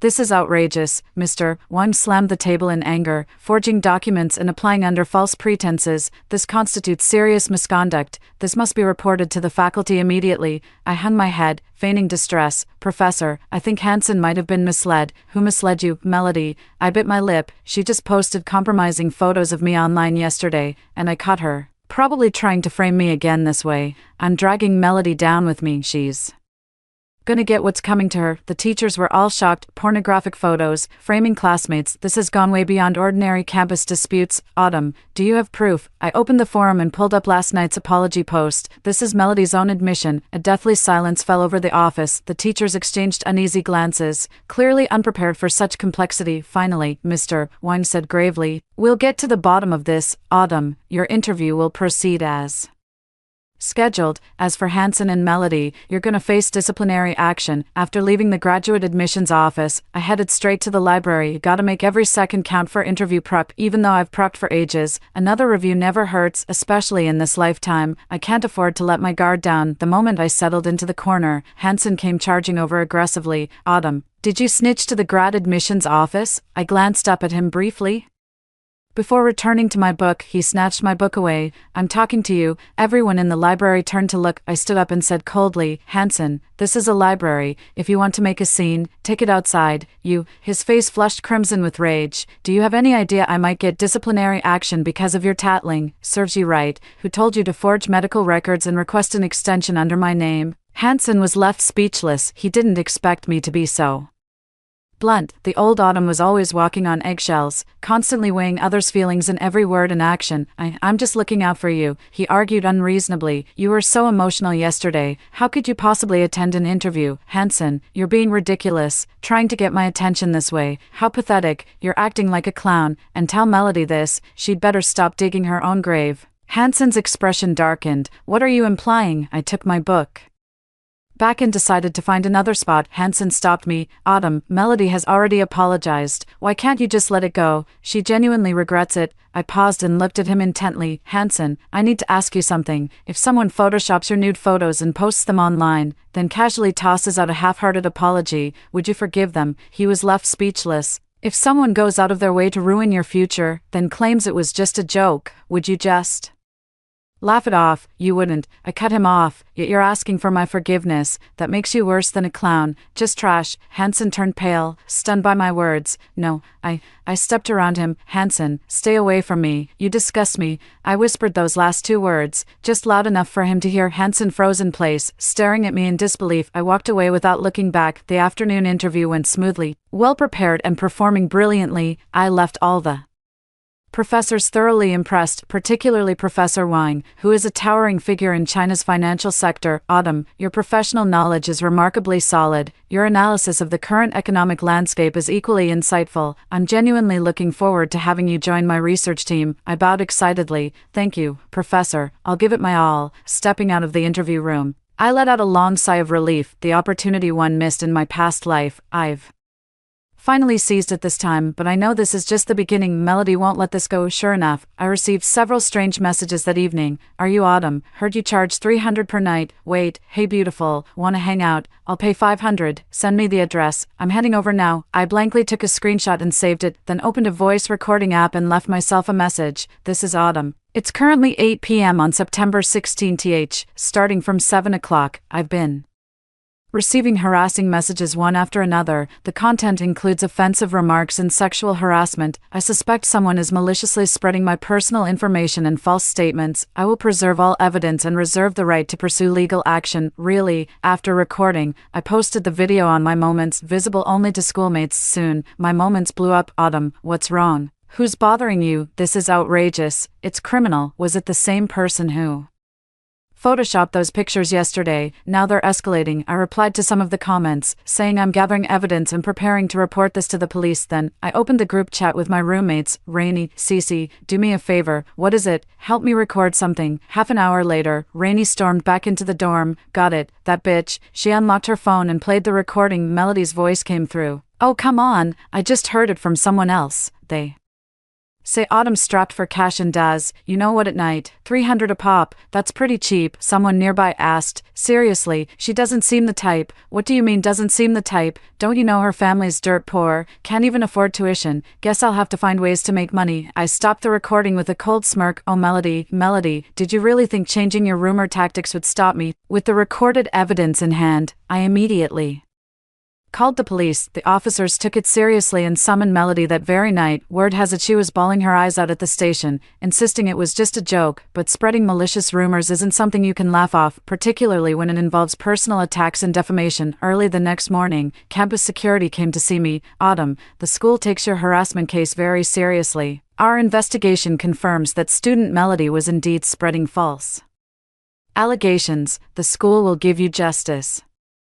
I nodded. Thank you, Professor, but may I ask how the school plans to handle this? The security officer looked troubled. Well, it's still under discussion. After all, Melody showed genuine remorse, and what? And she's the campus belle. Comes from a well-off family. I sneered. Professor, if the school can't give me a satisfactory answer, I'll pursue legal action. Online defamation carries a maximum sentence of 3 years imprisonment. The teacher's expression changed. He didn't expect me to stand my ground like this. Autumn, we're all classmates here. Was it really necessary to escalate things this far? 3. She started it. I stood up. Teacher, I'm just defending my lawful rights. After leaving security, I headed straight to the lecture building. There's a major lecture today. Melody will definitely show up. I'm going to expose her true colors in front of everyone, just as expected. I spotted Melody the moment I entered the classroom. She sat in the front row with puffy red eyes, looking utterly pitiful. Hanson was sitting beside her, offering comfort. The classroom fell silent the moment I walked in. All eyes turned toward me as hushed whispers spread. That's her, right? Autumn. Heard Melody got hauled to the police station because of her. No way. Wasn't it just a joke? Just a joke. With a cold smirk, I stepped onto the podium. Excuse me, everyone. There's something I need to say. With the teacher absent, my classmates watched me curiously. I'd like to clarify what's been happening recently. I opened my phone and pulled up the screenshots. These are the harassing messages I received last night. 27 messages in total, all with disgusting content. I sneered coldly. I raised my phone higher so everyone could see clearly. A collective gasp echoed through the classroom. How did these people get my contact information? Why would they say such things? I turned to look at Melody. Because someone spread rumors that I charged 300 a night. Melody sprang to her feet. Autumn, what are you implying? You know exactly what I'm implying. I hit record. Melody's voice echoed through the classroom. They say Autumn strapped for cash and Daz. You know what, at night, 300 a pop. What a bargain. The classmates stared at Melody in disbelief. How could the school's sweetheart, always so kind and innocent, say such things behind their backs? This is fake. Melody shrieked. It's been doctored. Oh really? I Sneered. Shall we get an expert to verify it then? Alternatively, we could ask the classmates who were there last night. Rainy was right there at the scene. Rainy stood up. That's right. I was the one who recorded it. Melody, you're absolutely vicious. What did Autumn ever do to you? Why would you hurt her like this? Melody turned deathly pale. She looked to Hansen for help, but this time, even Hansen remained silent. With irrefutable evidence, he couldn't cover for her anymore. Melody, I walked up to her, photoshopping pictures and spreading smut rumors. Quite the dirty tricks you've got. Too bad you picked the wrong person to mess with. 3 months left this semester. We'll take our time. With that, I turned and walked off the podium. Melody's broken sobs echoed behind me. Why are you doing this to me? What did I ever do wrong? What was my mistake? You killed me. And still dare ask what went wrong after class. I was summoned to the counselor's office. Melody and her parents were already there. Her mother rushed toward me the moment she saw me. You must be Autumn. How could you be so cruel? Melody was just joking around, and you're trying to ruin her life. I took a step back, avoiding her outstretched hand. Auntie, your daughter's joke nearly ruined my life. Photoshopped nudes, spreading smut. You call this a joke? Melody's father said sternly. Young man, be merciful when you can afford to be. Melody already apologized. What more do you want? We can compensate you for your losses. Compensation. In my past life, could money have bought back my life? The counselor cleared his throat. Autumn, Melody's parents prefer settling this privately. After all, your classmates. Professor, I cut him off. Is the school really going to shield the perpetrator? What if it were me who photoshopped Melody's pictures and spread those vile rumors? Will the school let us settle this privately? The counselor was speechless.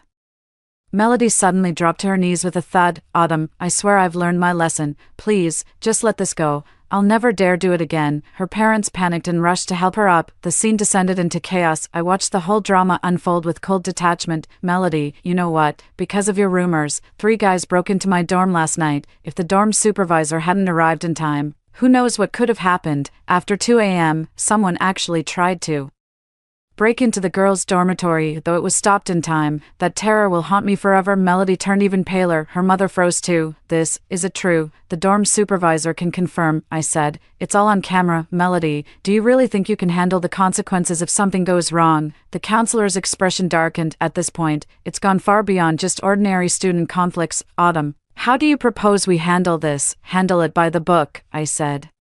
Fire whoever needs firing, prosecute whoever deserves prosecution. I won't accept any private settlements. Melody's mother snapped. How can you be so heartless? You've just ruined Melody's future. I sneered. She dug her own grave. Besides, she never considered my future when she tried to ruin me. In the end, Melody's parents slunk away with her in disgrace. Before leaving, Melody glanced back at me. That gaze was chilling to the bone. I knew she wouldn't let this go. I'll never fear her again in this lifetime. In the following days, campus buzz about the incident grew increasingly intense. Melody's innocent and kind-hearted persona completely collapsed. I forced a bitter smile. More and more people came forward to condemn her despicable behavior, but eventually the whole incident was swept under the rug, because her parents paid me $3 million to keep quiet. Thinking about my parents' financial struggles, future tuition fees, and long-term plans, not bad to exchange this for $3 million. The school is hosting its annual finance forum this weekend. This is a major event featuring keynote speeches from industry leaders. This is a golden opportunity for students like us. In my past life, my reputation was ruined and I got disqualified, watching helplessly as the chance slipped through my fingers. This time, I won't just participate, I'll shine at the forum. The registration went smoothly. The faculty advisor noticed my name and remarked, Autumn, I've heard you're exceptionally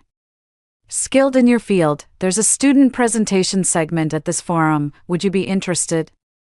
Absolutely, I replied enthusiastically. Thank you, Professor. After securing speaking rights, I began thorough preparations. This was a golden opportunity to showcase myself, one I couldn't afford to waste, just block them outright. But just 3 days before the forum, disaster struck. My computer got infected with malware, rendering all files inaccessible, including the speech I'd spent 2 weeks preparing. Melody was the first person that came to mind, but I kept my cool because I'd prepared for this all along. All my files are safe and sound in the cloud drive, including that speech draft. Oh, Melody, did you really think I'd make the same mistake again? You're just giving me the perfect chance to screw you over. What a shame about your parents. $3 million. I pretended to be frantic, pacing back and forth in the dorm. What should I do? What should I do? My speech draft is completely gone. Rainy comforted me. Don't panic. Maybe ask someone from the computer science department to Help recover it. It's too late, I said desperately. I need it the day after tomorrow. It was Melody. Autumn, I heard your computer crashed. Her voice dripped with schadenfreude. Lost your speech draft. What a shame. No worries though. I've got last year's script here. Want it? Same old tricks, handing me an outdated script to humiliate me at the forum. Soon everyone will know I'm a plagiarist. Sure, I said. Thanks, Melody. No problem, she chirped cheerfully. That's what best friends are for. Hanging up the phone, I opened the recording file. The entire conversation was recorded verbatim. I've also received the file Melody sent. Just as I thought, it's last year's senior's speech draft. I did a quick search and found the original text online. If I actually used it, I'd be exposed on the spot, but I won't give her that chance. The forum venue was packed to capacity that day. I sat at the student speaker's podium, holding my prepared speech. Melody sat in the audience with a smug smile playing on her lips. Beside her, Hanson wore an inscrutable expression, lost in thought. It was my turn to speak. I stepped onto the stage and took a deep breath. Honorable teachers and fellow students, good day to you all. Today, I'd like to share with you, my presentation features fresh insights, original perspectives, and well-documented data. The audience responded with intermittent murmurs of approval. Several industry heavyweights nodded approvingly. The speech concluded with thunderous applause. I bowed in gratitude, catching Melody's stunned expression from the corner of my eye. Indeed, I was using my own prepared script. You think I'd fall for that? How naive. After the forum concluded, an executive from an investment firm approached me. Autumn, your speech was brilliant. Our company is currently hiring interns. Would you be interested? I excitedly accepted the business card. That's wonderful. Thank you. This is one of the top investment firms in the industry, and internship, there would be a huge boost to my resume. Just then, Melody came charging over. What? How could you possibly have the speech draft? Didn't your computer break down? She practically shouted the words. Everyone nearby turned to look. I blinked innocently. It is broken though, but I've got backups. You didn't think I'd keep such important files only on my computer, did you? Melody's face was a picture, flushing red and pale by turns, like a painter's palette. By the way, I took out my phone. I forwarded last year's speech draft you gave me to the professor. I do. The professor said we need to investigate how previous year's drafts got leaked. This constitutes academic misconduct. Melody's eyes widened. You framed me. Framed. I tilted my head. But you gave me the manuscript willingly. I've even got recordings. Melody's voice came through clearly. Oh no. Did you lose your speech draft? What a shame. But don't worry. I happen to have last year's version. Want it? The crowd began murmuring among themselves. Nobody was fooled. They all recognized the malice behind those words. The executive frowned. Miss, why did you give Autumn previous drafts? Melody stammered, lost for words. Finally, Melody fled under the scornful gazes of everyone present. I happily tucked away my phone. News of Melody receiving major disciplinary action spread like wildfire across campus. He let out a cold snort. To make matters worse, she was stripped of all academic honors this semester due to repeatedly framing classmates. This came as a crushing blow to someone as fiercely competitive as her. I could tell she was about to lose it, for something big is about to go down. Sure enough, a post was pinned to the top of the school forum the next day. Expose, finance major Autumn's messy love life, playing multiple partners. The post contained numerous photos. These are all photos of me with different guys. Some show us studying together at the library, others capture us having meals in the cafeteria. There are also shots of us chatting by the school gate. Every photo came with suggestive captions, things like late night rendezvous and intimate behavior. The comments section blew up with thousands of replies. So this is who she really is. No wonder she framed Melody, afraid of losing her man. Looks all innocent, but what a slut. I calmly flipped through the photos. They're trying to cancel me, after all. These photos are completely genuine, but those guys are either classmates from group projects or friends from clubs, just normal social interactions, yet they're being twisted with such malicious interpretations. I unlocked my phone and logged into the forum, determined not to give Melody any more room to maneuver. Created a new thread, response to expose post. Bring your evidence. It's quite simple. Someone posted photos of me with male classmates, claiming I have a messy personal life. I'd like to ask the poster, 1. Does studying together in the library count as a date? Is eating together in the cafeteria considered flirting? Does talking by the school gate count as a secret rendezvous? If so, then the entire student body has issues. If not, then why are you spreading rumors? By the way, I know all the guys in this photo, at Alex, at Luca, at Axel. Care to explain, what exactly is our relationship? Soon enough, everyone I tagged replied, Alex, seriously, who's got nothing better to do? We were literally working on a group project that day, for my own good. Luca, what's wrong with grabbing lunch together at the cafeteria? The OP must be seriously messed up. I sneered coldly. Axel, I can vouch for Autumn's good character. Stop spreading malicious rumors. More and more people began speaking up. They not only clarified our relationship but also condemned the poster's malicious intent. The tide is turning, so that's how it is. I almost fell for it. The poster is downright vicious. This is clearly a setup. Could it be Melody again? She's been pulling this kind of stunt quite often lately.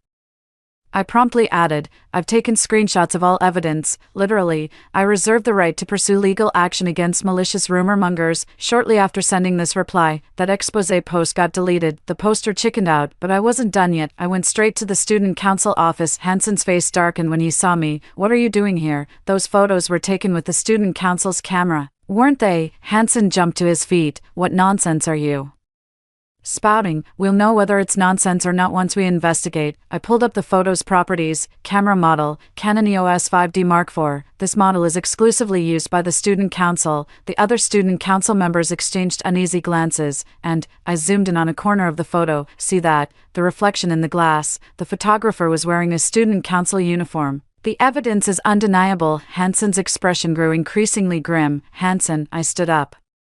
You abused your authority to secretly photograph classmates and spread malicious rumors. Your position as chairman won't last much longer. Hansen's face turned beet red. Everyone stared at Hansen in shock. So this was what their respected chairman had been doing all along, I said. Hansen, you're on your own now. Whispered murmurs rose behind me. Hansen's reputation was completely shattered. That very night, Hansen resigned as student council president, citing personal reasons. Enough. Meanwhile, the whole school knew the truth. He helped Melody abuse his authority for improper dealings. When the scandal broke, he had no choice but to resign in disgrace. Melody completely panicked. The next day, she came to see me again. This time it wasn't in the dorm, but on the rooftop. Fine, Autumn, you win. Happy now. Her usual charm was gone, eyes bloodshot, hair disheveled. Please don't call the cops. I'm done fighting. I'll even call you Big Sis from now on. Okay. Leaning against the railing, I said, want me as your big sis? You know what? In our past life, you got me killed. Melody froze. What past life? Of course she wouldn't know. Little did she know her jealousy and malice cost me everything. Lost my graduate school recommendation. My reputation was ruined. Ended up dying in despair. Melody, do you want to know why I've been targeting you? She bit her lip and nodded. Because you deserve to die. I enunciated each word deliberately. Melody turned deathly pale. Do you really want me to die? She suddenly rushed to the railing. Fine, I'll die. Happy now. Melody, cut the dramatics. You won't actually jump. You're just fishing for sympathy, just like every time before. Exposed. Melody flushed with anger. How do you know I can't dance? Then dance away. I'll enjoy the show. Melody trembled violently. Autumn, don't push your luck. Did I go too far? I burst out laughing just then. Footsteps echoed from the stairwell. Several security guards rushed up, shouting, who's on the roof? Students aren't allowed up here. Seeing this, Melody suddenly hatched a plan. She deliberately leaned toward the railing. Stay back. Come any closer and I'll jump. The security guards panicked. Easy there, miss. Let's talk this through. Melody shot me a glance, malice flashing in her eyes. It's her. Autumn forced me into this. She wanted me dead. The security guards immediately turned to me with accusing stares. Calmly pulling out my phone, I said, I've got it recorded. I've recorded every word she said since she approached me. Melody's performance came to an abrupt halt. The security guard's expressions changed after hearing the recording, so it was all an act. The security captain glared darkly. Come with us, you two. This matter must be reported to the school. Melody was completely stunned. She never expected I'd even anticipate this. After being taken to the security office, I handed over all the audio recordings from my phone, not just from today. There were also recordings of her spreading rumors and framing me from before. The security officer's expression grew increasingly grave as they listened. Melody, you're accused of repeated false accusations, spreading rumors, and extortion. Given the severity, we'll report this to the school administration with a recommendation for expulsion. No, Melody screamed, you can't expel me. My parents will kill me. You've made your bed, now lie in it. News of Melody's expulsion spread like wildfire across campus. Then she got arrested thanks to the evidence I provided. This time even her parents were disappointed. No more bailouts. She was sentenced. Her life completely ruined. Hansen also faced disciplinary action, though not fired. The severe reprimand permanently tarnished his record. His future was destroyed. I've stepped onto a new chapter of my life. I ranked first in my grade for the final exams. My postgraduate recommendation was finalized. I got accepted by my dream Advisor, the internship at that investment firm is going smoothly. My skills were recognized with a full-time offer even before graduation. Plus I've got $3 million in the bank. The dark clouds of the past have lifted. The road ahead is still long, yet bathed in sunlight. I'm overjoyed. Story 2, the clan decree. Whoever achieves greater synergy with their beastkin and trains a more powerful companion shall inherit the patriarch's seat. In our past life, my sister obsessed over becoming matriarch and hastily claimed the divine phoenix as her beastkin, but the phoenix harbored a latent affliction. It couldn't even assume human form before succumbing to illness within years. Meanwhile, I chose a near-death white wolf that, once healed, became a ferocious champion, defeating every beastkin in the clan. Father outright declared me the next head of the household. Consumed by jealousy, my sister secretly seduced my beastman, and together they plotted to kill me and seize the family leadership. Turns out my beastman Fenrir had fallen for my sister at first sight, being chosen by me instead. He'd resented me ever since for keeping them apart. When I accidentally uncovered their scheme, they decided to go all the way and kill me outright. Knowing escape was hopeless and refusing to let that wretched pair succeed, I channeled all my spiritual energy to detonate it, taking them down with me. When I opened my eyes again, my sister and I had returned to the day of the beastkin selection. This time she begged our father, "I don't want the phoenix, father, please let me have the white wolf as my beastkin." I immediately rushed forward and embraced the phoenix. "In this lifetime, I'll claim the family headship, and both your lives, father. I choose this white wolf," declared Sister Serafina. The entire gathering turned in stunned silence. Father froze in disbelief. My sister and I share no blood mother. Her mother's marriage to father was purely political. No love ever grew between them. Serafina's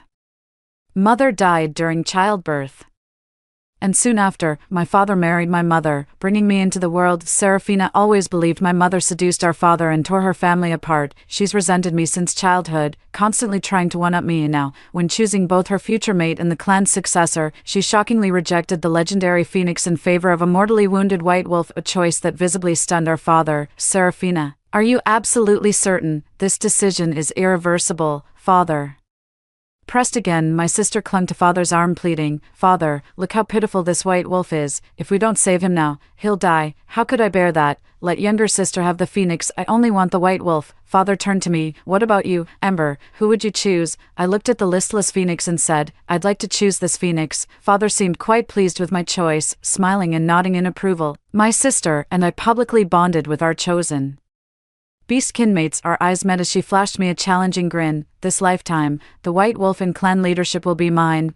In that instant, I knew she'd been reborn too. Since ancient times, monstrous beasts roamed the earth while humanity struggled against them. Only when beastkin emerged 5 centuries ago did mankind finally gain the upper hand in this age-old conflict. Legend says beast folk are offspring of humans mating with savage beasts, without forming a pact with humans. They gradually lose their sanity and degenerate into feral monsters. Though beastfolk aid humans against wild beasts, their mixed bloodline and unstable nature have made them despised since birth, treated as little more than slaves. My family belongs to the Beastmaster lineage, where every child selects their personal beastfolk companion upon coming of age. Our clan's law decrees, the heir shall be whoever achieves deepest synergy with their beastfolk and trains the mightiest warrior. In our past life, Serafina was hellbent on surpassing me to become clan leader, hastily choosing the phoenix Thor while smugly believing victory was assured. Yet Thor remained chronically ill, unable to even assume human form, and withered away within years. Meanwhile, I selected a battered white wolf on death's door. After nursing it back, it became a ferocious beast that crushed every other war creature in the clan. Father immediately declared me the rightful heir. My sister was consumed by jealousy and secretly seduced my orc, plotting with him to murder me and seize the family's leadership. It turns out my orc Fenrir had fallen for my sister at first sight, but fatefully ended up being chosen by me instead. He always believed that if not for me, his kind-hearted sister would never have abandoned him. Convinced, I tore them apart, nursing this grudge against me. When I accidentally uncovered their conspiracy, they decided to go all the way and kill me outright. Knowing escape was hopeless and refusing to let that wretched pair succeed, I channeled all my spiritual energy into a final explosion, taking them down with me. When my eyes opened again, Serafina and I had been reborn together. In this life, Serafina chose the beastman Fenrir without hesitation. She sneered at me, "This time, I'll be the one leading the family, while you and that worthless Thor become the laughingstock of the realm." Both Thor and Fenrir require medical attention, since the selection's been made, father. instructed us to return early with the beast folk. On our way back, Seraphina couldn't resist sneering at me. "Little sister, how could you settle for beast folk so carelessly? Aren't you afraid you'll regret it? Though this phoenix is a divine beast, judging by its sickly appearance, I doubt it'll survive much longer. If that happens, dear sister, you'll lose eligibility for the family head position, and to become a widow so young. What a dreadful predicament that would be," Seraphina was recounting her past life with Thor, yet now she's using it to mock me. "Sister, save your concern for your white wolf." Thor's condition was the real priority now. I didn't bother arguing with Seraphina and hurried off to find a healer. Every beastkin present today had been meticulously chosen by Father. Each bloodline carried unique strengths, and their injuries were either minor or treatable. Only Thor was different. As an ancient phoenix, his value was beyond measure. Even in poor health, no one dared remove him from the list. In my past life, I chose Fenrir because he was gravely injured and on the brink of death. Had I not taken him in, he might have perished. I reasoned that since all the orcs present had been vetted by my father, none could be truly terrible. Moved by compassion in that moment, I brought him home. Little did I know Fenrir had instantly taken a liking to Seraphina, convinced that even if I hadn't chosen him, her kindness wouldn't have let him die, and thus blamed me for tearing them apart. 02 Every full moon, Fenrir's orc blood would trigger uncontrollable frenzy under the influence of his wolf lineage, driving him to rampage and even self-harm. Even if tied up, his frenzied thrashing would only injure himself. Knowing he was my orc comrade in arms, I couldn't bear to see him self-harm, so I'd always step forward to calm him, whether from boiling beast blood or some grudge against me. He'd always end up wounding me instead. This lifetime, freed from my interference, I'll finally see how those two truly fare. The physicians were at their wits' end regarding Thor's condition. After all, the phoenix is an ancient divine bird, rare in number and unseen for ages. Leaving few records to consult, the physician suggested the local environment might be unsuitable for the phoenix, or there could be other causes. Returning it to its ancestral lands might offer a cure. Thor remained listless, utterly indifferent to the physician's words. Seraphina, who arrived fashionably late with Fenrir, feigned concern and said, "Oh dear sister, what a predicament. Don't tell me you've managed to kill him. This is an ancient divine bird we're talking about. If you can't even keep such an auspicious creature alive, how dare you call yourself a beast tamer?" The crowd around us began whispering and casting judgmental glances my way after hearing Seraphina's remarks. How touching that sister cares so much for her own beastkin. I shot back without hesitation. Yet you've got plenty of time to stand here making snide remarks instead of calling a healer for him. Seraphina flushed with anger, but quickly composed herself with a new excuse. "I just didn't want to rush you, dear sister. In case you hadn't finished looking, I stepped aside with Thor. After you, sister." I left briskly with Thor. After all, I already knew Fenrir's situation from my past life. Though beastmen held low status, Fenrir remained defiant. The guards despised his troublemaking and beat him frequently, yet he never learned his lesson. If not for that trace of alpha wolf bloodline making him valuable, Fenrir would have been put down long ago, but his rebellious temperament makes him hard to sell, too aggressive and likely to turn on his master. Coincidentally, our beast-taming clan was selecting war beasts, so Fenrir got eagerly pawned off on us. If he fails this selection and loses his worth, he probably won't last long back home. In my past life, knowing these things, I mistook his nature for untamed ferocity and often yielded to him. I devoted myself to healing him, even exhausting my savings to procure the celestial lotus, awakening his wolf king bloodline and securing his overwhelming victory in the subsequent beastman duel. Seraphina, on the other hand, abandoned all care when she heard Thor's condition was incurable, obsessively training him to battle savage beasts instead. At first Thor resisted, perching beyond reach in the treetops until each confrontation fizzled out. Seraphina certainly wouldn't welcome this turn of events, so she deliberately confined the duels to cramped indoor spaces where Thor couldn't utilize his strengths, forcing him into passive defense against opponents' frenzied attacks. Initially Thor could still win fights, though not without injuries, and his condition gradually deteriorated. The physicians could treat his wounds, but not cure his ailment. When Seraphina finally grew anxious, instead of seeking medical help for Thor, she pushed him into more duels, determined to make him defeat all challengers and claim the family leadership before his death. Seraphina didn't get her wish after all. Thor died silently on a rainy night, leaving no corpse behind, just a handful of ashes that went unnoticed until the next day. Her negligent care of the phoenix, even letting the auspicious creature die, ruined Seraphina's reputation within the family, and her father was deeply disappointed in her. No amount of powerful beastmen could salvage her standing now, so she turned her attention To Fenrir instead, not only did they strip me of my orcs and disqualify me from clan leadership, but Fenrir remains undefeated in battle. No descent could possibly stand against him. To think I met my end alongside those two in my past life, what wretched luck. 3. The phoenix perches only on parasol trees, eats nothing but bamboo fruit, and drinks solely from sweet springs, from Huizi as Prime Minister of Lyon. Zhuangzi autumn floods. In my previous life, I came across this very passage while searching the archives for methods to calm Fenrir's lunar cycle rampages, but by then Thor was already dead, and even if he weren't, Seraphina wouldn't have followed the method I discovered. The physician said Thor couldn't adapt to the local climate. In her previous life, Seraphina merely fed Thor like a common orc, so he'd always been in poor health. I wanted to try whether Thor would improve if I followed the book's instructions on feeding and resting him. I took Thor deep into the forest. Behind the mountain, this entire area is our family's territory. The forest houses some fierce beasts, perfect for training our beast masters. With its phoenix trees, bamboo groves, and crystal springs, this place suits Thor perfectly. True enough, after just a few days here, Thor's condition improved remarkably. I practiced spiritual energy circulation daily while scouring ancient texts for a cure for Thor. True to his phoenix nature, Thor perched on parasol trees, drank from clear springs, and fed on bamboo rice, leaving us in peaceful coexistence. Then one day, Thor alighted on the parasol tree beside me and spoke for the first time. Why, what? I was momentarily caught off guard. Why go through such lengths to save me? Why stay with me in these woods? This must be hard for humans, Thor asked. I shook my head, then reconsidered and nodded. Living in tents instead of houses, hunting every meal ourselves. Everything from clothing to transportation is inconvenient. It's truly a hard life. Thor stood atop the phoenix tree, looking down at me with an aura as sacred and untouchable as a divine bird. I flashed him a radiant smile. But what can I do? I've already chosen you as my beastman companion. Since we're bound for life, of course I'll strive to treat you well. Thor seemed moved by my words. A glimmer passed through his golden eyes, his majestic bearing softening into something warmer. I felt the bond mark on my wrist gradually lengthening, a telltale sign of his crumbling defenses. But this arrangement really isn't practical. I pressed on. When we have our own bamboo grove, crystal spring, and phoenix trees someday, I'll build us a cozy home there. Then I can stay by your side forever. How does that sound? Thor remained silent for a long moment before murmuring his reply. All right. In their past life, Seraphina and Thor's compatibility never exceeded 30%. And it kept declining afterward, subjecting her to relentless ridicule. I looked down at the compatibility line on my hand. It had already reached 90% in just those few exchanged words, so this was Thor's true nature. Once he gave his heart, he held nothing back. After that,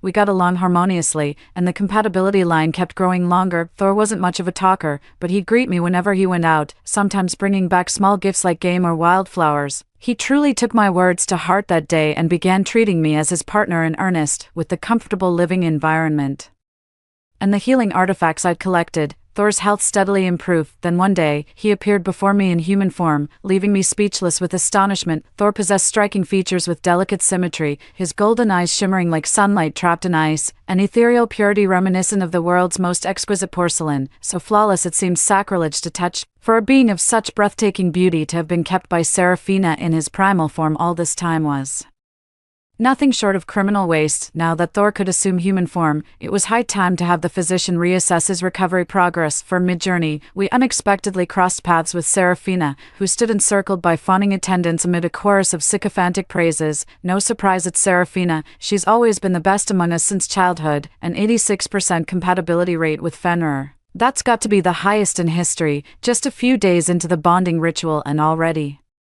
such remarkable synergy. You're destined to become legendary like our ancient ancestors. Speaking of which, where's Ember hiding with her phoenix? Could their compatibility be so disastrously low that she's too ashamed to show up? With that insufferable personality of hers, even beast folk would flee at the sight of Ember. Bet that phoenix already ditched her. Just then, Thor and I came face to face with them. Far from showing shame, they only grew more brazen, taunting. Well. If it isn't Ember finally showing her face.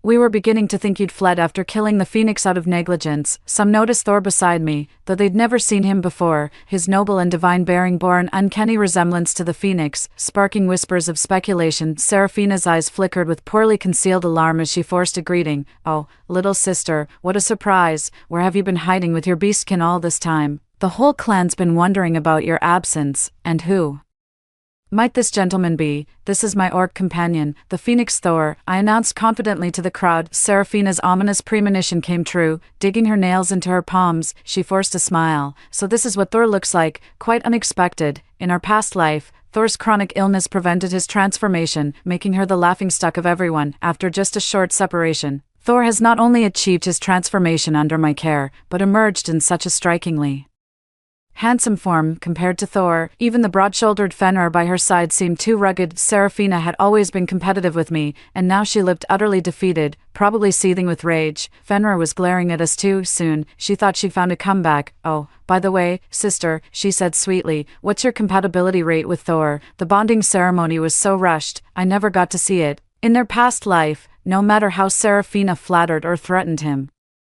Thor remained unmoved. Their compatibility never exceeded 30%. She was so certain I'd be the same, deliberately pointing it out to embarrass me. Fenrir also grew smug, as if convinced my compatibility with Thor couldn't possibly surpass theirs. Since Seraphina gave me this opportunity, I naturally extended my wrist before her eyes, letting everyone clearly see my compatibility line. Heavens! 96%. This level of compatibility hasn't been seen in 500 years. How could this be? Ember, have you lost your mind? You'd even dare to fake the bond line, whether amused by toying with them or simply having my back. The bond line on my wrist visibly advanced further in response to their challenge. Faced with such irrefutable proof, the group finally fell silent. Seraphina stormed off in livid fury, dignity abandoned as she flung her sleeves aside. Fenrir followed close behind, shooting us a venomous glare before the rest scurried away in haste. Thor and I locked eyes, then burst into hearty laughter. Still laughing, I clapped Thor on the shoulder. You absolute legend. Did you see Seraphina's face? I'm so thrilled I could eat 3 extra bowls tonight. Thor simply smiled at me. You look adorable when you're scheming mischief. My laughter died abruptly, and I even choked on my own spit. Thor quickly patted my back to help me catch my breath. I waved it off with flushed cheeks despite claiming to be fine. Thor's such a sweetheart. By the time we finished with the healer, dusk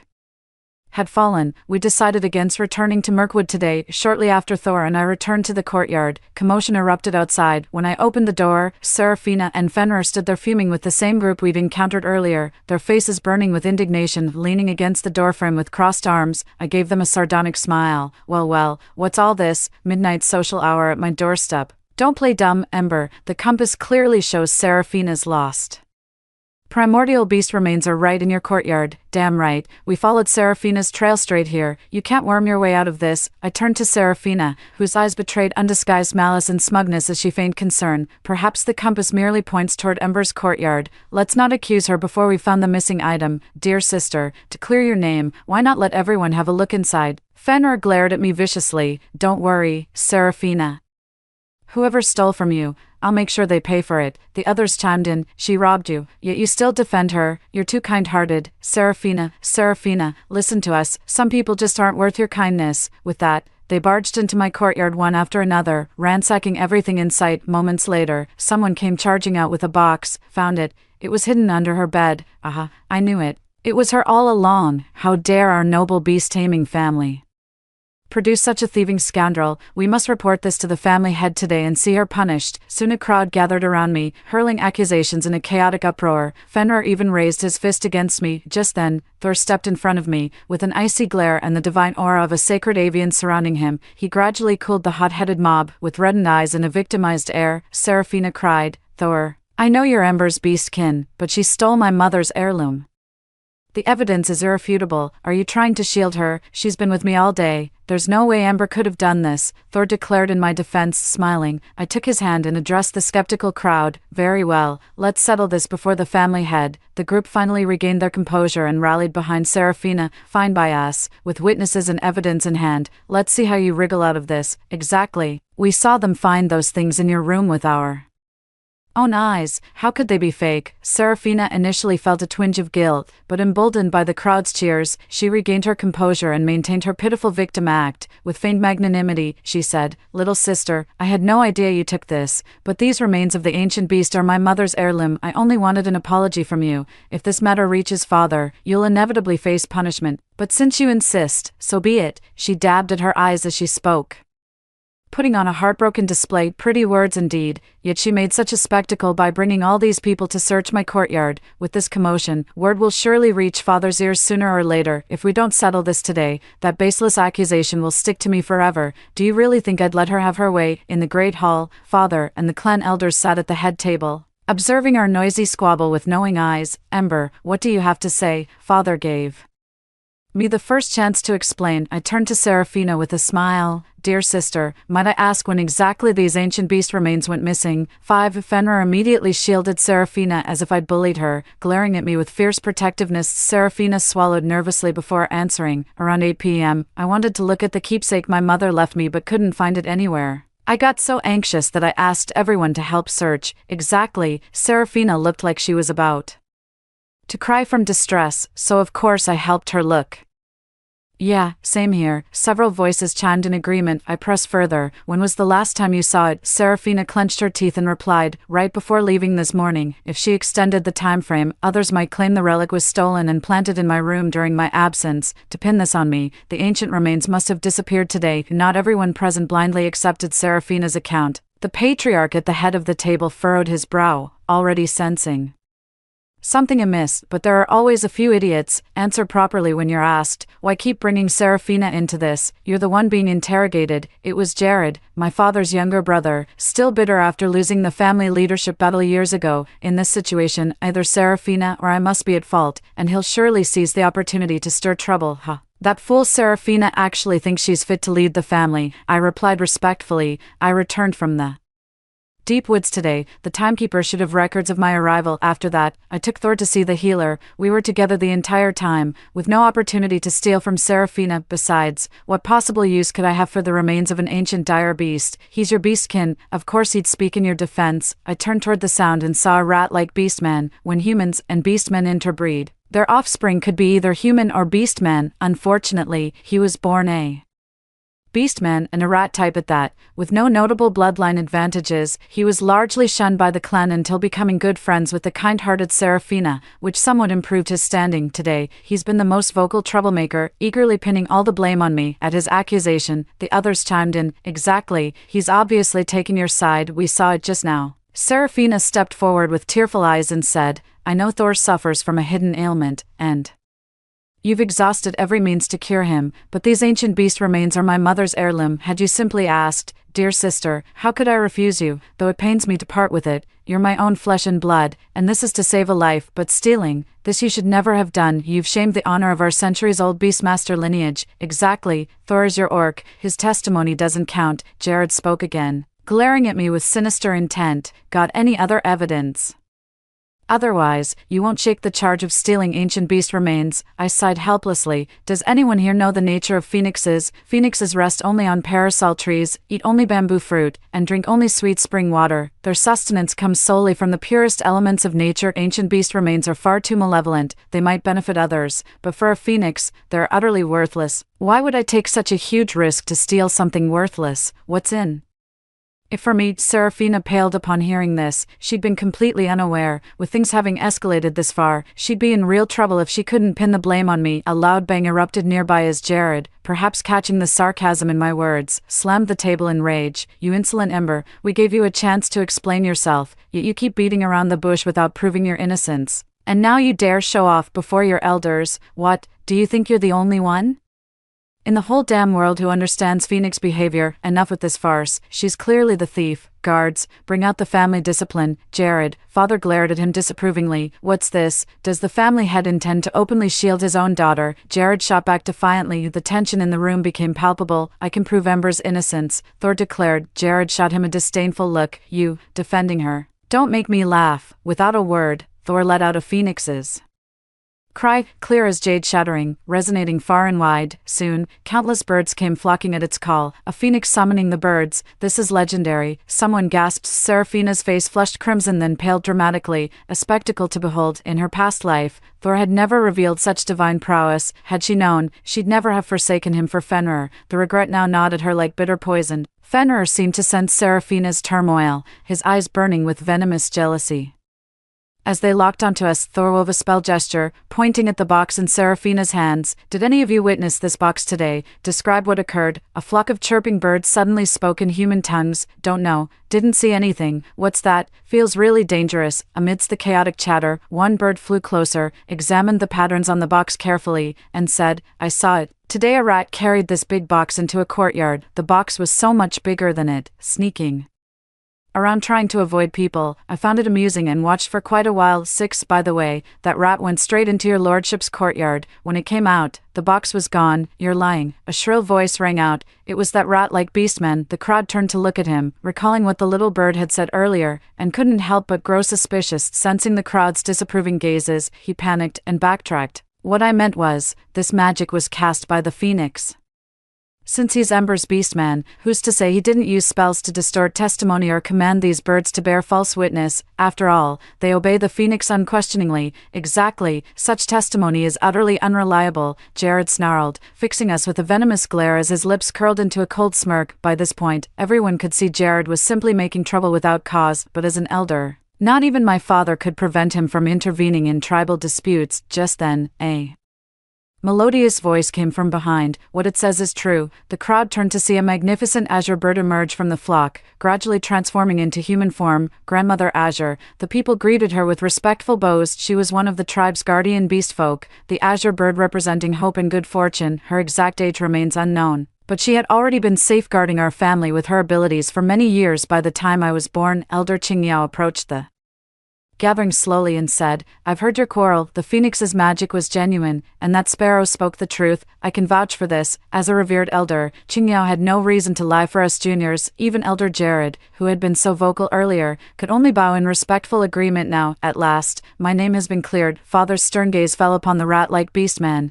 Do you have anything to say for yourself? 7. He wanted to argue, but faced with irrefutable evidence, he could only glance helplessly at Seraphina.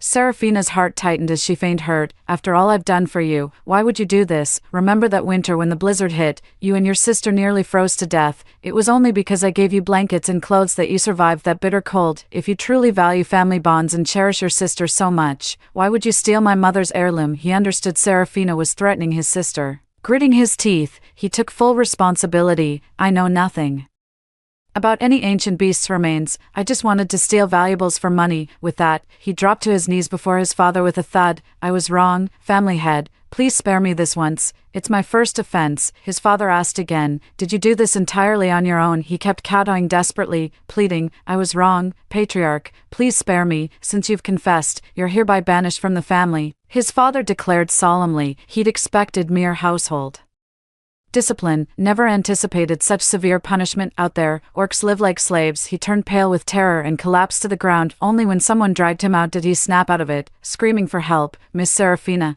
please save me. I did this all for you. Miss Seraphina, I beg you, save me. Suspicion filled the eyes of the crowd as they turned toward Seraphina, her forced smile finally crumbling at the edges. Ember, you've endured unfair treatment today, father continued.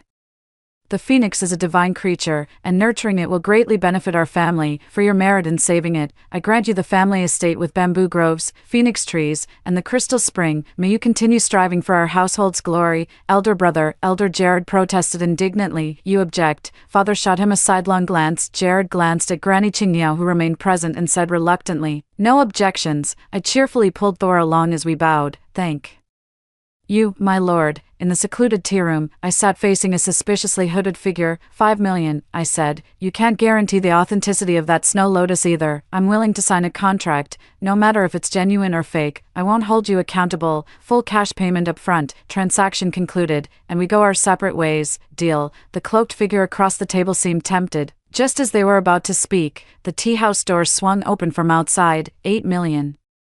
Seraphina flashed me a triumphant grin as she glided in with Fenrir in tow. The stranger across the table startled, attempting to bolt, only to be pinned down by Fenrir. Seraphina settled into a nearby chair, adopting her usual demure facade. Relax, she cooed. We're just here to make a purchase. No need for alarm. Fenrir followed her command, releasing the man and taking position behind her. The man looked between me and Seraphina with uneasy hesitation, swallowing hard before asking, Did you Just say, 8 million, correct, Serafina replied, same terms as hers, payment in full, contract signed, no further trouble, do we have a deal? I could see his hesitation wavering, so through gritted teeth I raised the bid, 9 million, 12 million, Serafina countered with a smug grin, clearly having come prepared for this moment. The man glanced between us, confirmed I wouldn't raise the bid, then sealed the deal without hesitation. I watched helplessly as they signed the contract, the merchant swapping his dubious Snow Lotus for 2 suitcases crammed with cash before scurrying away. Serafina simply sat across from me, delicately examining her prized Snow Lotus. Heard Thor needed the Celestial Lotus too. What a shame, I got it first, Serafina gloated.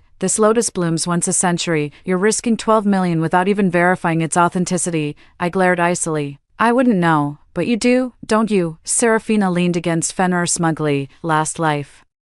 You bankrupted yourself getting him that lotus to awaken his Wolf King bloodline, right, Fenrir? Fenrir pulled her close with tender devotion. Indeed. I looked at Fenrir. He was truly different now, having shed the defensive bristles from when he first emerged from the cage. Seems his past life memories have returned. Who'd have thought his first act after regaining those memories would be helping Serafina stab me in the back? I really raised a viper in my bosom in that past life, Serafina flashed me a taunting smile. The clan leadership is as good as mine, with both Celestial Lotus and Fenrir on my side. What exactly do you have to challenge me, Ember? I watched her gloating expression coldly before offering a sardonic smile. Then I wish dear sister all the success she deserves. With that, I slammed the door behind me, leaving them roaring with laughter in my wake. Reaching the ground floor, I turned into a secluded alley where the cloaked figure from the tea house stood. Waiting, he handed me a suitcase. Consider our accounts settled in full. I accepted it with a smile. Pleasure doing business. The other person nodded at me before turning to leave. Those idiots Serafina and Fenrir are probably still gloating, unaware this was all part of my trap for them. Does she really think framing me for theft last time is the end of this dream on? I haven't even settled last life's debts. How could I let her owe me more? Who'd have thought Serafina would show zero improvement even with a second chance? At least Fenrir remembers too. Now he won't suffer unjustly for what's coming. In my past life, I spent my entire savings on not one, but 2 Celestial Lotuses for Fenrir. One was genuine, the other a counterfeit. Back then, I wasn't certain about awakening his Wolf King bloodline. I merely told him it was medicinal tonic. Fenrir remains unaware of the specifics. The real one's been in my possession for ages. As for the fake, I conspired with the merchant, helped inflate its price and eliminate loose ends, with half the profits as my cut. Even the merchant couldn't distinguish between the 2 Celestial Mountain Lotuses. He probably assumed both were fakes. The real one only cost me 3 million. For the fake, he made double the profit. It was a win-win deal. I cleaned house that night. After depositing the money at the bank, I returned to the ancestral lands. Thor was waiting for me by the bamboo grove. At the sight of him, all past grievances seemed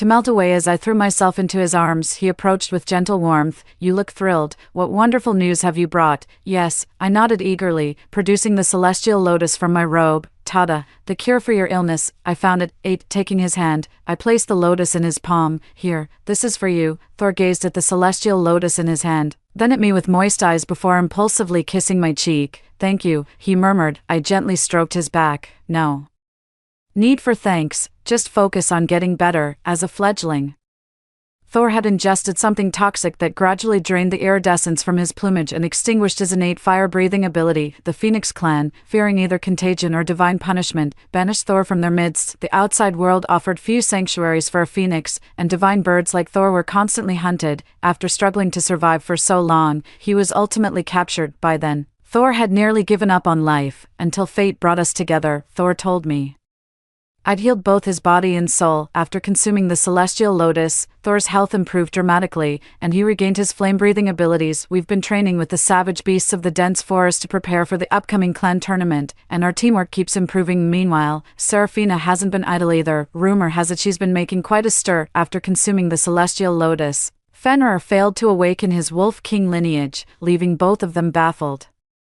With the clan tournament approaching, a frantic Serafina began relentlessly throwing Fenrir into beast battles, just like she'd done with Thor in their past life. Without awakening his Wolf King bloodline, Fenrir remained relatively weak, often getting overpowered in battles and accumulating wounds. Serafina showed no mercy, instead berating him loudly. Useless, you good-for-nothing wretch. Fenrir had endured enough of Serafina's abuse and snapped back. You dare say that? You always cower in safety during battles. What right do you have to criticize me? In the entire Beast Tamer clan, who else acts like you? Even Ember outshines you. Every other master treats their beastkin better than you ever have. The two got into a heated brawl, making complete fools of themselves. When her father found out, he summoned Seraphina and gave her a stern lecture. A beastmaster's role isn't to train their beastkin into mindless killing machines, but to fight alongside them as equals. That's how true power is unleashed. Seraphina always just hurls Fenrir into battle while staying safely behind, which completely defeats the purpose of being a beastmaster. Seraphina now sees Fenrir as useless, while Fenrir resents her for mistreating him. Their compatibility has plummeted to a mere 40%. To make matters worse,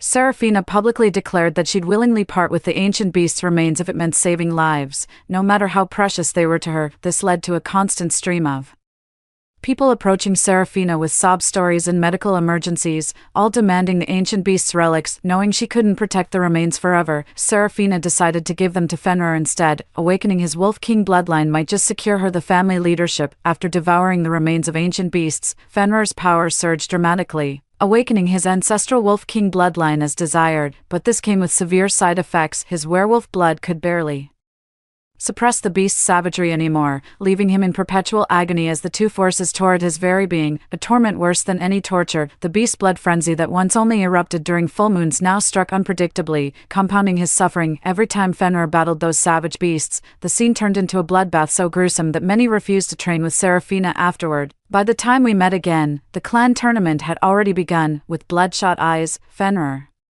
roared at me, "Ember, why didn't you choose me? Why?" Thor stepped protectively in front of me. Fenrir was clearly not himself. I patted Thor's shoulder reassuringly before turning a cold gaze toward Fenrir. "Didn't you adore Seraphina? Now that you've gotten what you wanted, why come looking for me?" Hope flashed in Fenrir's eyes as he lunged forward desperately, only to be blocked by Thor. "It's not like that, Ember," he pleaded frantically. "I was wrong. I swear I've learned my lesson. Give me another chance, please. I'll never betray you again. I'll even help you kill Seraphina. Choose me, just this once." The crowd gasped in shock. Seraphina, who'd finally arrived, roared in fury, "Fenrir, you dare betray me?" Fenrir's body trembled in fear, yet his desperate gaze remained fixed on me. "What are you thinking?" I chuckled, crushing his hope. "Why would I ever take back trash that threw itself away? Oh Fenrir, you've got so many wonderful days ahead. Do try to stay alive." Fenrir's heart turned to ashes in an instant. All traces of pitiful pleading vanished from his face, replaced by vicious hatred. "You'll regret this. I swear I'll kill you all." After the crowd dispersed, Thor looked at me with concern.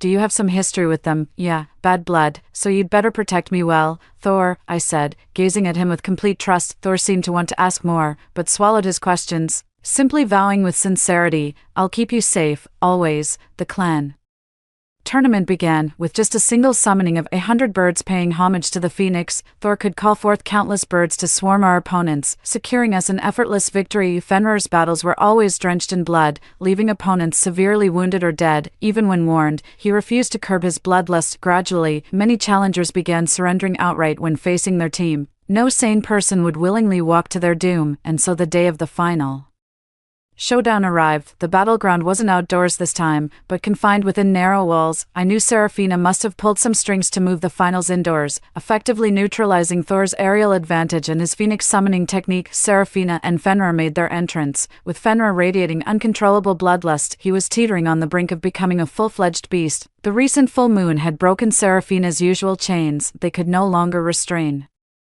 Fenrir's fury. That night Fenrir broke free, his beastly rage unleashed as he wounded many clansmen and nearly killed someone. Such a war-beast on the verge of losing control is extremely dangerous. By protocol, they must be restrained. If they degenerate into feral beasts, execute them on sight. 09. Yet Elder Jared insisted he compete in the clan tournament, arguing it'd be unfair to Seraphina otherwise. The final decision was to let Fenrir complete the championship match before confinement. Fenrir's fate is sealed, and that's only going to make him more ferocious. Thor and I exchanged a grave look. Seraphina kept her distance, hiding in a safe corner. During the full moon, Fenrir wounded her too. The nightmare from that night still feels fresh, and Seraphina remains terrified of Fenrir. If not for the clan leadership, she'd have executed him on the spot. But before Fenrir dies, he can still serve one last purpose by helping her deal with me. Nothing would please Seraphina more than Fenrir eliminating both Thor and me. I can see right through Seraphina's scheming. Though I've no time to deal with her now, Fenrir was nearly deranged, fighting recklessly without regard for his own injuries, consumed by bloodlust Thor and I struggled to hold our ground. In such confined quarters, Thor couldn't utilize his aerial advantage and was practically pinned down by Fenrir in his wolf form. Seizing the moment, Thor unleashed a burst of flames, forcing Fenrir back. I seized the opportunity to advance, using magic to block Fenrir's meridians, disrupting his energy flow and intensifying his agony. Seraphina isn't the only one who knows Thor's weakness. I personally conditioned Fenrir's body in our past life, so I know exactly how to handle him. Thor and I moved in perfect sync, driving Fenrir back toward the corner where Seraphina stood. Seraphina glared at us with venomous hatred. She'd always stood pristine on the sidelines during previous battles, waiting to claim victory. This was the first time she'd been forced into such a humiliating retreat. In our previous life, Thor never even used Phoenix Summon, let alone his fire-breathing abilities. Seraphina was completely caught off guard. Finally, I sealed the last meridian channel Fenrir needed to circulate spiritual energy. Grabbing Thor's arm, I hastily retreated, with his meridians in reverse flow and two conflicting bloodlines warring within him. Fenrir writhed in excruciating pain. Sensing imminent bodily explosion and unwilling to die in vain, Fenrir mustered his final strength, just as I had in my past life, detonating all his spiritual energy in a suicidal blast. A deafening boom shattered the air as the violent explosion tore Fenrir apart. The shockwave sent us flying while the collapsing building rained debris around us. Thor spread his wings desperately to shield me, and through the haze, I felt a wave of warm flames. When I woke again, 3 days had passed. I was merely knocked unconscious by the blast. With no serious injuries, Fenrir had been reduced to a crimson mist. Seraphina barely clung to life thanks to timely medical intervention, though extensive blast injuries left her permanently bedridden. Yet Thor had vanished without a trace. Everyone claimed he'd been blown to bits protecting me, just like Fenrir, but I refused to believe it, stubbornly combing through the wreckage day after day. Then one day, beneath the rubble, I found an egg. I knew instantly, this was Thor. I went to Seraphina's courtyard. The once proud noble lady now lay bedridden, completely at others' mercy. Her eyes widened in horror at the sight of me. Why you? Where's father? Why hasn't he come to see me? I sat by her bedside and said, you don't know yet, do you? Elder Jared was found guilty of violating multiple clan laws days ago. He's been imprisoned. Why are you telling me about Elder Jared? I'm asking about my father. Seraphina refused to believe her father could be so heartless. Because Elder Jared is your real father, I said calmly. What did you say? Seraphina's face went blank for a moment before she erupted hysterically. I don't believe you. You're lying to me. You're lying. The whole clan knows by now. Elder Jared had an affair with your aunt, and you're the bastard child born from it. I continued. What's more, to seize the patriarch's position, Elder Jared would murder his current beastman whenever he found a stronger one to form a new contract. He's killed 7 beastmen so far. Now that the truth is out, he's been sentenced to life imprisonment. He can't even save himself now. I don't believe it. My father is the patriarch, not Elder Jared. Stop trying to deceive me. Seraphina desperately brainwashed herself, refusing to listen. Well, one was the ruler of the entire clan, the other a disgraced elder imprisoned for life. If the latter were truly her father, what future could she possibly hope for? I deliberately shattered her illusions. Aren't you curious? Why do you think Elder Jared backed you so strongly when you falsely accused me of theft, and wasn't it him who pulled strings to change the finals venue for you? Seeing Seraphina actually considering this, I scoffed. You actually believe he loves you, that he wants to play the doting father? Dream on. Elder Jared only did this because you're nominally father's child. By pitting you against me, his 5 offspring get their chance to climb the ranks. You lied. You just want to see me fail, Ember. I hope you die a horrible death, Seraphina completely broke down. I smiled dismissively. Before that happens, dear sister, you'd better watch your own back. With that, I called out clearly, come in. A little girl pushed the door open, and Seraphina stared at her in horror as if seeing a demon. Seems like sister recognizes her already. I led the girl closer for her to see clearly. That's right, this is the child you saved all those years ago. You gave them quilts and clothes to help them survive the harsh winter, yet her brother showed no gratitude, dared to steal your mother's heirloom and was ultimately banished from the family. Word has it he got into a fight over scraps of food and ended up dead in the streets. Fortunately, his sister knows how to return a favor. From now on, she'll be taking care of your daily needs. Seraphina shrank back into the bed in terror. No, you can't do this to me, Ember, you can't. This will come back to haunt you. Ignoring Seraphina's curses, I told the young girl, Seraphina, did your Family a great kindness, make sure you repay her properly. The little girl opened her lifeless eyes and gazed faintly at Seraphina. Yes, master, I'll take good care of Lady Seraphina. With a faint smile, I left all grievances behind the door for those two to settle. The moment I pushed the door open, I could almost see Thor looking at me with concern. Upon closer inspection, the illusion dissipated like smoke, but I'm not sad, for I know Thor will return to me one day. The end. Story 2. The news that the end of the world is approaching has been making a big stir. My mother-in-law just refuses to believe it, even though it has been raining heavily for a month. She still insists that it's just the bad luck of the heavens. I went to my husband and tried to get him to persuade her. My husband gave me a sarcastic look. There's no end of the world. I think Mom is absolutely right. You people are just worrying needlessly. Seeing this, I stopped trying to persuade them and just stocked up several trucks of supplies on my own. Later, the end of the world really came. They snatched my supplies and then pushed me and my daughter into the sea, leaving us to drown. I was reborn. I stocked up a huge amount of supplies, moved to a new place, and replaced the security door with the one having the highest safety coefficient. This time, they couldn't break it open. Instead, they knelt in the pouring rain and begged me to share the supplies with them. I held my daughter and had a cold expression. What were you doing earlier? 1. Slap. I've already said that there's no end of the world.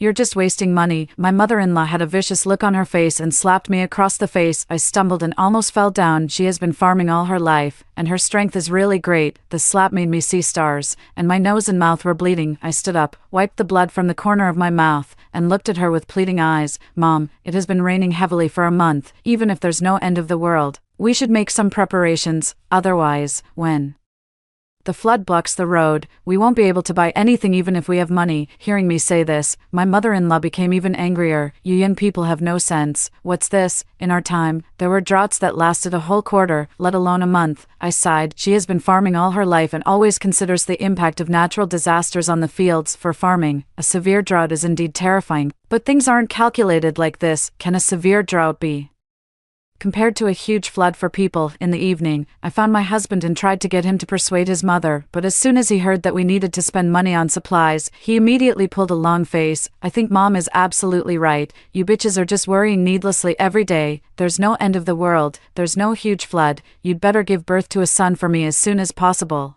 You're just holding that good-for-nothing girl and treating her like a son. Amid his roaring, my heart ached until I lost all feeling. I couldn't hear what else he was saying clearly. In my previous life, I held my young daughter and cried all night. In the end, I secretly stocked up a truckload of supplies. Whether the end of the world came or not, this truckload of supplies could last for a while. But what was the result? In order to monopolize this truckload of supplies, they pushed me into the flood of the end of the world. Throw that good-for-nothing girl down as well. Who can stand her crying all night long? Hearing my mother-in-law say this, my husband was stunned and showed a hint of reluctance. My mother-in-law immediately started to persuade him earnestly. David, I've run out of milk for a long time. Will this child drink your milk? Her mother is gone. Do you think you can raise her? Listen to Mom. After the end of the world is over, Mom will find you a new wife. This time, choose a woman with a big but who can give birth to a son. I struggled desperately in the flood and kept begging I could die, but please let my daughter live. I shouted desperately that there was milk powder in the car and there was no need for breast milk. In the end, my husband's face turned ruthless, and he threw my daughter into the icy flood. Anyway, she's a good-for-nothing. Let her die. Amid my desperate cries, my daughter and I were submerged in the devastating flood, and they took the supplies that belonged to my daughter and me and managed to survive for more than a month before they died. Reborn, I'm not willing to accept this. I will watch coldly as they beg but get nothing, and watch them die in the flood of the end of the world and turn into tattered skeletons too. I was awakened by the pain on my face. You dead bitch, when are you going to cook for me? Do you want to starve this old woman to death? As soon as I opened my eyes, I saw my mother-in-law's vicious face and heard her sharp roar. The rain outside the window was howling, and everything seemed like it was yesterday. I was reborn. Dead bitch. Did you hear what I said? Last night, I took care of Lucy all night and hardly slept, so I slept a little longer today, but so what? I frowned and stared straight at my mother-in-law's hateful face. The memories of my previous life came crashing in like a towering wave. I slowly got up and immediately slapped her across the face. Ouch. She covered her face in pain and stared at me with disbelief in her eyes. In the past, I might have just lowered my head and gone to cook. In this family that favors boys over girls, I've never had any human rights, but after experiencing my previous life, how could I compromise? Are you crazy? How dare you hit me? Can't I control you anymore? My mother-in-law roared and rushed at me. I slapped her back. Her face immediately turned red and swollen, as if she had put on blush. If you dare to wake Lucy up, I'll kill you, you old hag.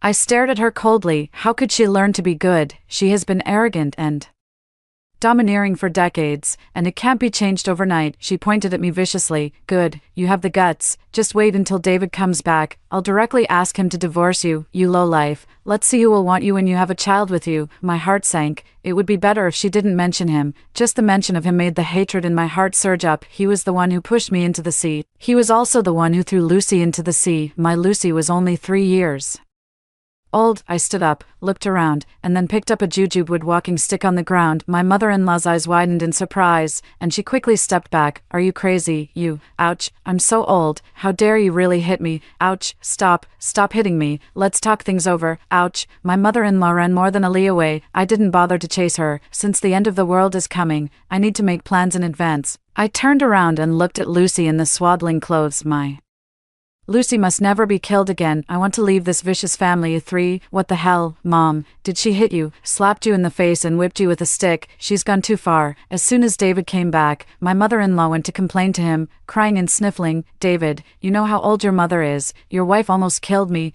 I was chased and beaten by her like a dog. You have to stand up for me. David's face immediately turned ugly. Then he helped the crying mother-in-law to a chair. I'll go and see what she's up to. Is she really going against the heavens? Bang, my door was kicked open. Lucy had just been coaxed to sleep by me, and now she burst into tears, which broke my heart. My eyes immediately turned cold. Clara, are you really crazy? How dare you hit my mom? David walked up to me in a few steps and stared at me with his fierce eyes. Get out, you woke the child up. David was furious and choked my neck with one hand. What the hell of a child? She's just a good for nothing. It serves her right if she cries to death. A good for nothing can only give birth to a good for nothing. I admit that my emotions are not very stable at this moment. I want to go crazy, especially after hearing his words. I remembered struggling to swim towards Lucy in the flood of the end of the world with my eyes red from crying. Then I grabbed the scissors by the bedside and stabbed at his neck. David was quick-witted and quickly stepped back. The scissors slashed through the air, and a sharp white light flashed under the incandescent lamp. David was terrified, and there were beads of sweat on his forehead. At that moment, he narrowly escaped death. We're getting a divorce. I'll move out tomorrow. You sleep with your mom today. I've set my phone to dial 110. If you dare to come in, I'll risk my life. I said these words to him word by word. David stood there, completely stunned. He rubbed his head, then turned around and went out, slamming the door shut. My mother-in-law had a crafty smile on her face. Well, did you teach your wife, eh? Lesson, Mom, I almost died just now. My mother-in-law. Is Clara really possessed by an evil spirit? Damn, this is too scary. If that scissors stabbed down yesterday, someone else would have died. Right. It's just that I reacted quickly. Son, you're right. In the old days, there were people possessed by evil spirits. What should we do? Slap. I walked out holding Lucy and stared coldly at the two people in the living room who were talking about me. The two of them immediately fell silent and stared at me in unison. After yesterday's experience, the way they looked at me was filled with a hint of fear, as if I were a ghost. You've told your mom, right? We're getting a divorce. I'll move out starting from today. After saying that, I turned around and left with Lucy in my arms. The two of them didn't speak until I had walked a long way. Mom, do you think she's going to move to a graveyard? Don't talk nonsense. She's going out to harm people. She's doing evil. I stumbled. I can't seem to wait for the end of the world. I really want to kill these two, mother and son, right now. 5. My leaving means nothing to them. After all, I'm just a woman who can only give birth to a good for nothing, and I'm also a good for nothing myself. In their eyes, Lucy is a good for nothing who hasn't grown up yet. What's more, I'm suspected of being possessed by an evil spirit now. They can't wait for me to leave quickly. This is for the best. The end of the world is coming in just a few days. I must hurry up and stock up on supplies. In my previous life, there were also many people with foresight. When I went to stock up on supplies in my previous life, in fact, the supermarket selling food and oil had almost sold out, and it was almost impossible to buy anything. This time, I must act as quickly as possible. It's very inconvenient to hold a child, but I have no choice. I have saved a lot of money over the years. My mother-in-law and husband are very stingy, spending money in this family. is a luxury. I never expected that this money would come in handy at this time. I first went to the villa area with the highest security coefficient. The doors here are all made of steel, and the glass is bulletproof, with an extremely high safety coefficient. Moreover, the terrain here is high. The previous developer leveled half a mountain to build this place. It can be said that this is the best sales office in the province, which serves the rich. As soon as I went in, I received a lot of cold looks. I was dressed plainly and was holding a child. It's inevitable that I wasn't taken seriously, but it doesn't matter. After I paid the deposit in 10 minutes, all the gossip disappeared, and flattery took its place. I sneered disdainfully. These people don't know that the end of the world is coming soon. There won't be a financial system then. 6. I settled Lucy in the new house and then went out in a hurry. I first went to a car rental agency and rented a large truck. Just to be safe, I rented it for 7 days. Directly after 7 days, when the end of the world comes, I don't need to return this truck. As soon as I got to the supermarket, I grabbed all the remaining food and oil. After that, I started taking various cans, such as fruit cans, beef cans, and lunch and meat cans. Then I went to another supermarket and repeated the process. I went to 7 or 8 supermarkets in a row. Truckloads of rice, flour, and oil were pulled back to the villa by me. This villa is over 1,000 square meters, with its own yard and cellar. I'm not worried at all that these things won't fit. Then I unloaded the goods truck by truck. To prevent the rice and flour from getting worms, I also sprinkled some powder at the door of the cellar. After pulling a truckload of goods, it was already dark. I hurried upstairs to see Lucy. It's not okay to leave her alone for too long. This child has been good-natured since she was a baby. Even if I'm not there all day, she still sleeps soundly with a steady breath. I turned off the light and lay down next to Lucy. I thought in my mind, in my previous life, I also stocked up a truckload of supplies. Although they weren't rice and flour, they were all things that could fill the stomach. My mother-in-law and husband starved to death before waiting for the rescue from the country. Obviously, one truckload is not enough. I died too early in my previous life, so I don't know when the end of the world will end and when the country will start the rescue. This time, I must make thorough preparations. As soon as it dawned the next day, I immediately drove to the supermarket and started moving goods again. The money in my card was decreasing rapidly, but I didn't seem to feel the pain in my heart and kept stocking up on supplies desperately. When I came out, I happened to run into my mother-in-law and husband. The two of them were pasting missing person notices. My head hurt. It was really a case of narrow roads for enemies. I quickly pretended not to see them and got into the truck. The moment the car started, David also saw me and immediately shouted, "Aren't you going to stop?" My mother-in-law also turned around quickly, watching me speed away. She wailed behind me, "This defeated daughter-in-law, she's spending my money like this. It breaks my heart." 7. After driving for 10 minutes, I glanced at the rearview mirror. I must never let that mother and son find this place. Otherwise, according to their shameless nature, they will definitely move in brazenly. Then, the tragedy will repeat itself. Now, they must have realized something. They no longer believe that I'm possessed by an evil spirit. But so what? The end of the world is coming soon. They are reluctant to spend even a penny. They haven't spent anything. It's already good if they can last a week in the end of the world. They are doomed to die sooner or later. I quickly returned to the villa and started unloading the goods into the villa again. At this time, my phone rang. It was David calling. I frowned. I forgot to throw away the SIM card. After thinking for a while, I answered the call. "You crazy woman, when the hell are you coming back? Have I given you too much face? Where did you take that good-for-nothing girl?" The anger that I had just managed to calm down in my heart surged up again. I said, "We're divorced." "Divorce my ass. No divorce. I'm telling you, just keep hiding. My buddy works in the police station. It's too easy for me to find you. You'd better come back." Obediently, my face darkened. He could indeed call the police and say that I was missing or that I had run away from home. There was no doubt that the police would tell him my current address. This was going to be troublesome. "Do you hear me, Clara? Don't push me. We can talk." You realize we can talk now. It's too late. I'm telling you, you must be up to no good outside. Just wait for me to find you. Whatever you say is useless. I'll give you 500,000. We'll settle our score then. Fine. 8. I put down the phone. My eyes cold. After paying the deposit for the house with the money in the card, I no longer had 500,000. I turned to look at Lucy. She was awake and playing by herself, not crying or making a fuss. I was fortunate to have such a sensible daughter. Then I breastfed her, and she fell into a deep sleep in my arms. I put her back in the swaddling clothes. After that, I went out and directly called the loan shark's number on the utility pole. The other side wasn't a good person. If I wasn't desperate, I Wouldn't choose to take money from them, but to be fair, borrowing from them was the fastest way to get the money. I directly borrowed 500 to 000. When I was leaving, the person in charge threatened me with a smile on his face. "Ms. Clara, remember to repay the loan on time." Then he turned and left. I sneered coldly. The world was about to end. How many of them could survive until the country's rescue? Borrowing money from them was a waste. After that, I followed the same pattern and kept borrowing from loan sharks. At the end of the day, I had 2 million in my hands. It was time to settle the score with David's family. They asked me to go home,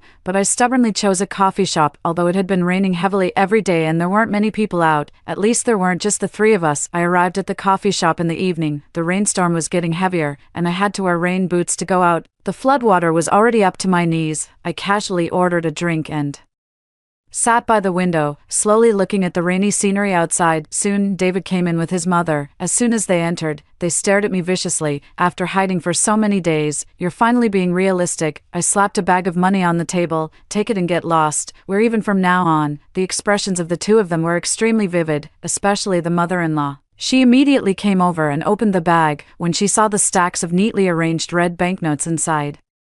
The corners of her mouth were harder to suppress than an AK. Right after that, David snatched the bag and quickly put it on his back. "What on earth are you doing outside? If there's a profitable business, don't forget about me." I was shocked by their shamelessness. 500,000 was enough to buy their lives, and they were still thinking about me. "Why aren't you talking? Could it be that you're doing something illegal outside?" The corner of David's mouth curled into a smile, as if he was about to threaten me again. The mother-in-law chimed in. "Tisk, I've taken care of you for so many years, with the betrothal gifts and the wedding banquet when we got married. 500,000 is far from enough. I've taken care of your daily life for so many years. Calculate how much that is at 100 yuan a day." I was so angry that I laughed. "How much do you want?" The mother-in-law hardened her heart and stretched out one finger. David was taken aback. "Fine, but I need a few days to prepare. Let's meet here in 7 days, and I'll give you 1 million. As soon as I finished speaking, the mother-in-law immediately opened her mouth. "Do you really need that much time? I can't wait. Hand over the money here tomorrow.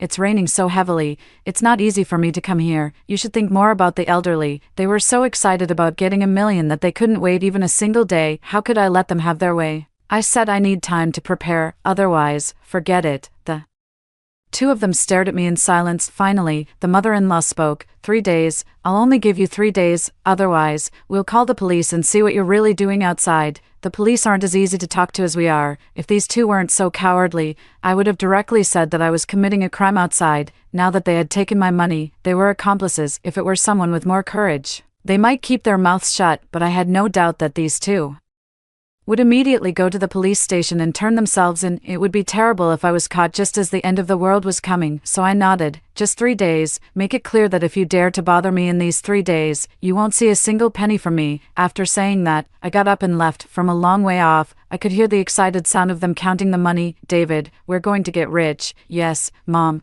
Then I'll marry a pretty wife to give me a son and build another building." I sneered. "I'm afraid they won't have that chance. As the art of war says, let you in first, and then let you die." 9. After that, the speed of stockpiling supplies started to slow down, because the streets were filled with water. Even the truck had to drive slowly on this kind of road, otherwise, the engine would take in water, and the car wouldn't be able to drive. I was cautious on every trip, and most of the supermarkets started to close and stop selling things. Probably the supermarket owners also realized that something was wrong. They planned to stockpile the remaining goods for their own consumption, but the terrain here was too low. Once the flood came, everything would turn into underwater ruins for thousands of years. I finally found a supermarket that was still open and stuffed everything I could into the truck. I filled the truck and left. When I got home, I unloaded the goods without stopping. The cellar was already full, and the remaining things were piled up on the first and second floors. I had almost finished stockpiling supplies. In the last 2 days, I bought some seeds and soil. In the end of the world, vegetables were simply a luxury. I planned to grow some vegetables in the apocalypse. Lucy was still young.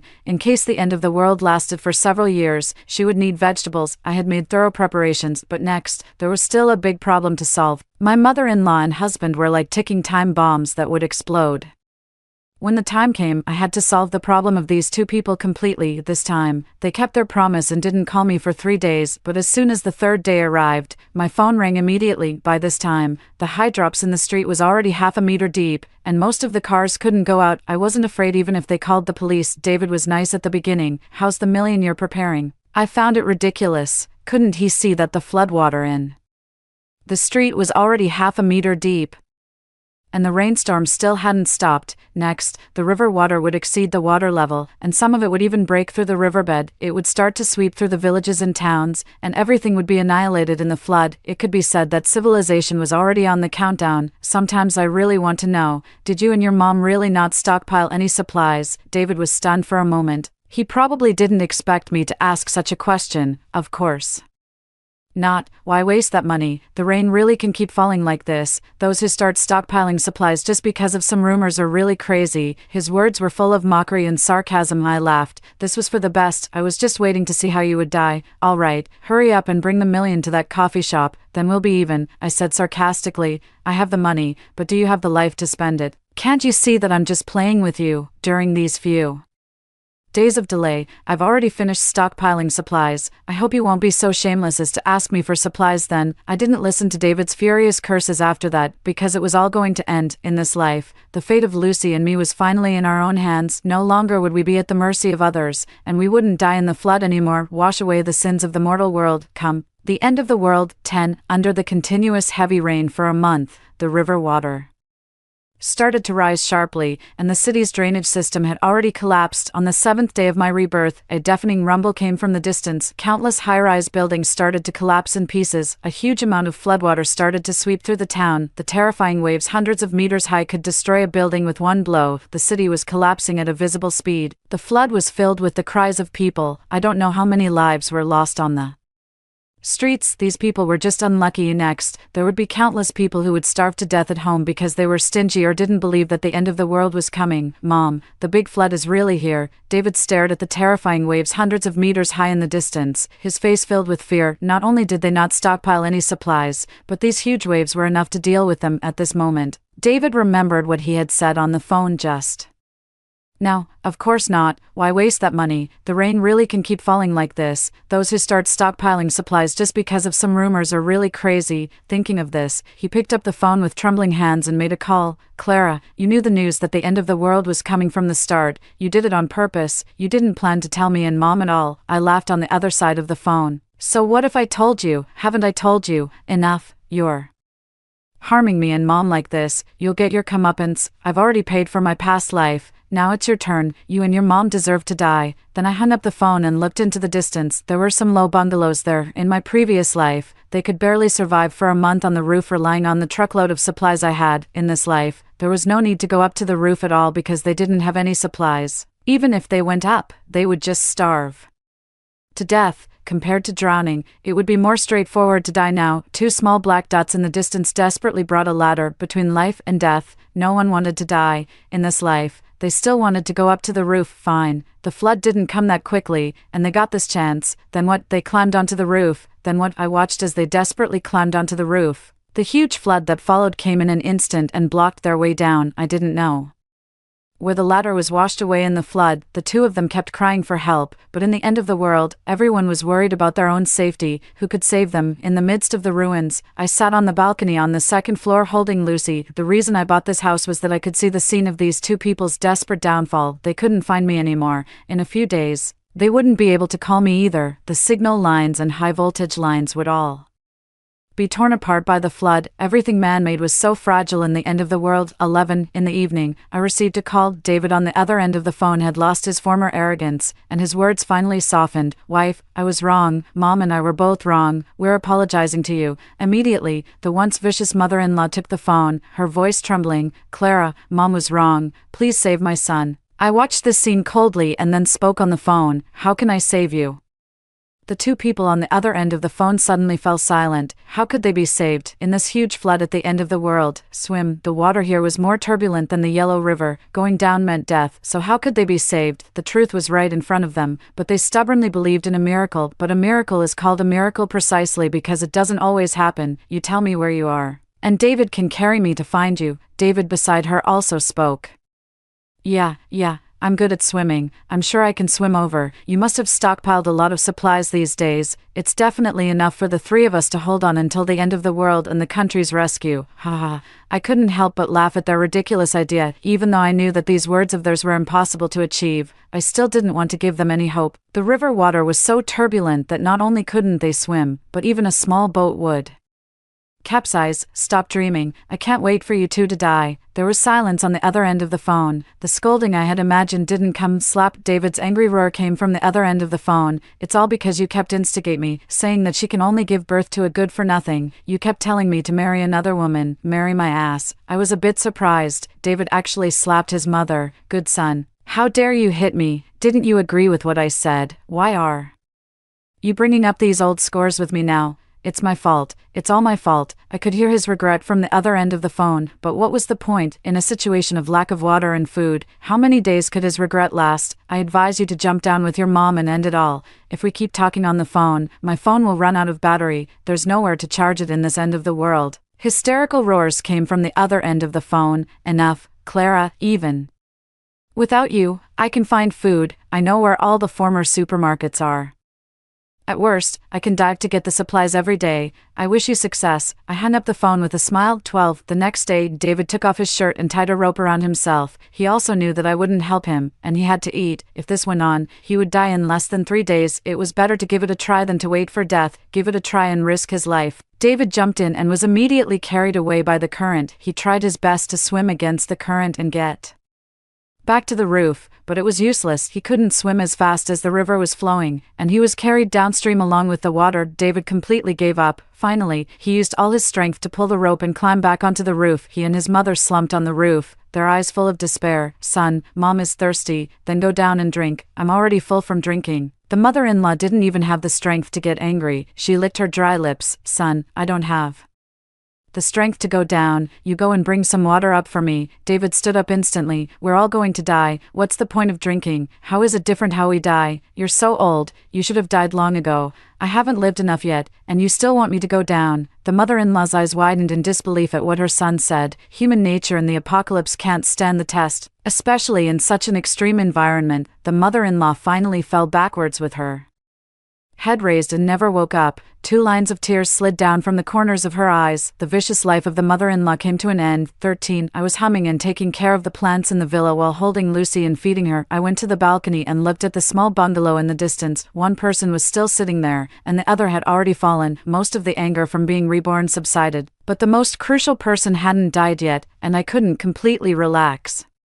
Just then, my phone rang again. Clara, please, save me. Where on earth are you? I stared in silence at the figure on the bungalow in the distance who was crying bitterly. My mom is dead. The person you hated the most is already dead. I really shouldn't have treated you like that. I'm really sorry. Give me another chance. It can't be easy for you to be alone in the apocalypse. I can be useful. I could tell that he sincerely realized his mistake, but it was already too late, not to mention that I don't want to save him. Even if I did, I don't have the ability to. If it were really that easy to save, why hasn't the country come for a month? David, don't you know, the person I hate the most is you. She just stubbornly thought it was good for her son, although it was hateful. It's not hard to understand. What I can't forgive the most is that you unconditionally chose to believe your mom and kept hurting me and Lucy. I'm telling you this one last time, and this is really the last time. She's not a good-for-nothing. She's my daughter, Lucy. There was the sound of silent sobbing on the other end of the phone. I waited for a long time but didn't get a reply from him, and the phone hung up with the last bit of battery. I withdrew my gaze and looked at Lucy tenderly. She opened her eyes at that moment. Mom, her voice was like a murmur, vague, but it made me burst into tears instantly. Mom is here. Mom will protect you forever. The wind on the balcony was strong, and I carried her back into the house. Only then did I realize that it wasn't me whose phone was out of battery. I still had over 40% battery left. I frowned and looked towards the distance through the window. A tall man looked at the river in front of him and plunged in with his head raised. It's over. I think he must have regretted it in the end. 14. The life in the apocalypse is very boring, fortunately. With my daughter by my side every day, I'm not that lonely every day, besides watering the vegetables, I think about what to eat for breakfast, lunch, and dinner. I have enough supplies in the villa and don't have to worry about food shortages at all. As for water, it's everywhere. I just need to pick it up with a kettle and boil it. The days passed slowly, and my daughter started to grow up, and I've been waiting for the country's rescue, but I don't know when it will come. Before I knew it, 2 years had passed. The water level of the river not only didn't drop but increased a lot. My daughter was already 5 years old, thanks to her, there's finally someone to talk to. She seems to like listening to stories from the past. I always tell her stories before going to bed. During the day, I play chess with her. Mom, are there really that many people in the outside world? After the country's rescue, will we no longer be this lonely? Listening to her innocent words and the sincerity in her eyes, I smiled gently. Of course, there are a lot of people outside. The country's rescue should be coming soon. Then you can go to school, grow up, fall in love, and have someone you like. My daughter blushed. No way. I want to stay with Mom forever. I tilted my head and laughed without knowing why. There was a time when I was just as innocent, 15, in the blink of an eye. 3 years later, the food stored in the villa was finally running out. I didn't eat much every day and specifically picked nutritious food and vegetables for my daughter. She was already 8 years old and didn't look shabby at all. She was just like a girl from a normal family. Mom, eat some meat. You're getting thin. I nodded. Don't worry. I eat enough every day. It's you. You're still growing and need to eat more. My daughter was no longer an innocent child. The little girl already knew how to distribute food. Will the country really come to the rescue? I think about this doubt almost every day. It's already been 5 years. What a terrifying disaster this huge flood has brought to the world, even such a large and powerful country hasn't recovered yet. 3 days later, I was taking a nap on the balcony. Lucy excitedly ran up to me. Mom, listen, this is the sound of the helicopter you described to me. I quickly opened my eyes and looked up at the sky. When I saw that huge thing, I couldn't help but burst into tears. In the azure blue sky, the bright 5-starred red flag was dazzling. Over here. My daughter and I kept shouting and waving at the helicopter. They finally seemed to have noticed us. 3 fully armed soldiers climbed up the rope ladder. The leader looked excited. It's really rare. This is the area that was hit the hardest, and there are actually people who survived. Come up on the plane with us. My daughter and I climbed to the front, and the 3 soldiers were at the back. I've already said that there's no end of the world. You're just wasting money. But at the end, after getting on the plane, they told me a lot. The world was almost destroyed. Even in our country, only 1/10 of the population survived, especially in this area where I was. It's exaggerated that only my daughter and I survived. I lowered my head and thought deeply. After all, we spent 5 years in the flood of the end of the world. Those were 5 years. However, you'll have a good life from now on. Other countries have low-lying terrain. When a flood comes, entire countries are often wiped off the earth. We're the absolute dominant power of the world now. Now, houses are free. And education and medical care are also free. You only need to work 30 hours a week to support a family. Only after hearing these words did I finally raise my head. The end of the world didn't bring all bad things, but my daughter and I will always remember that devastating flood and cherish the hard-won happiness.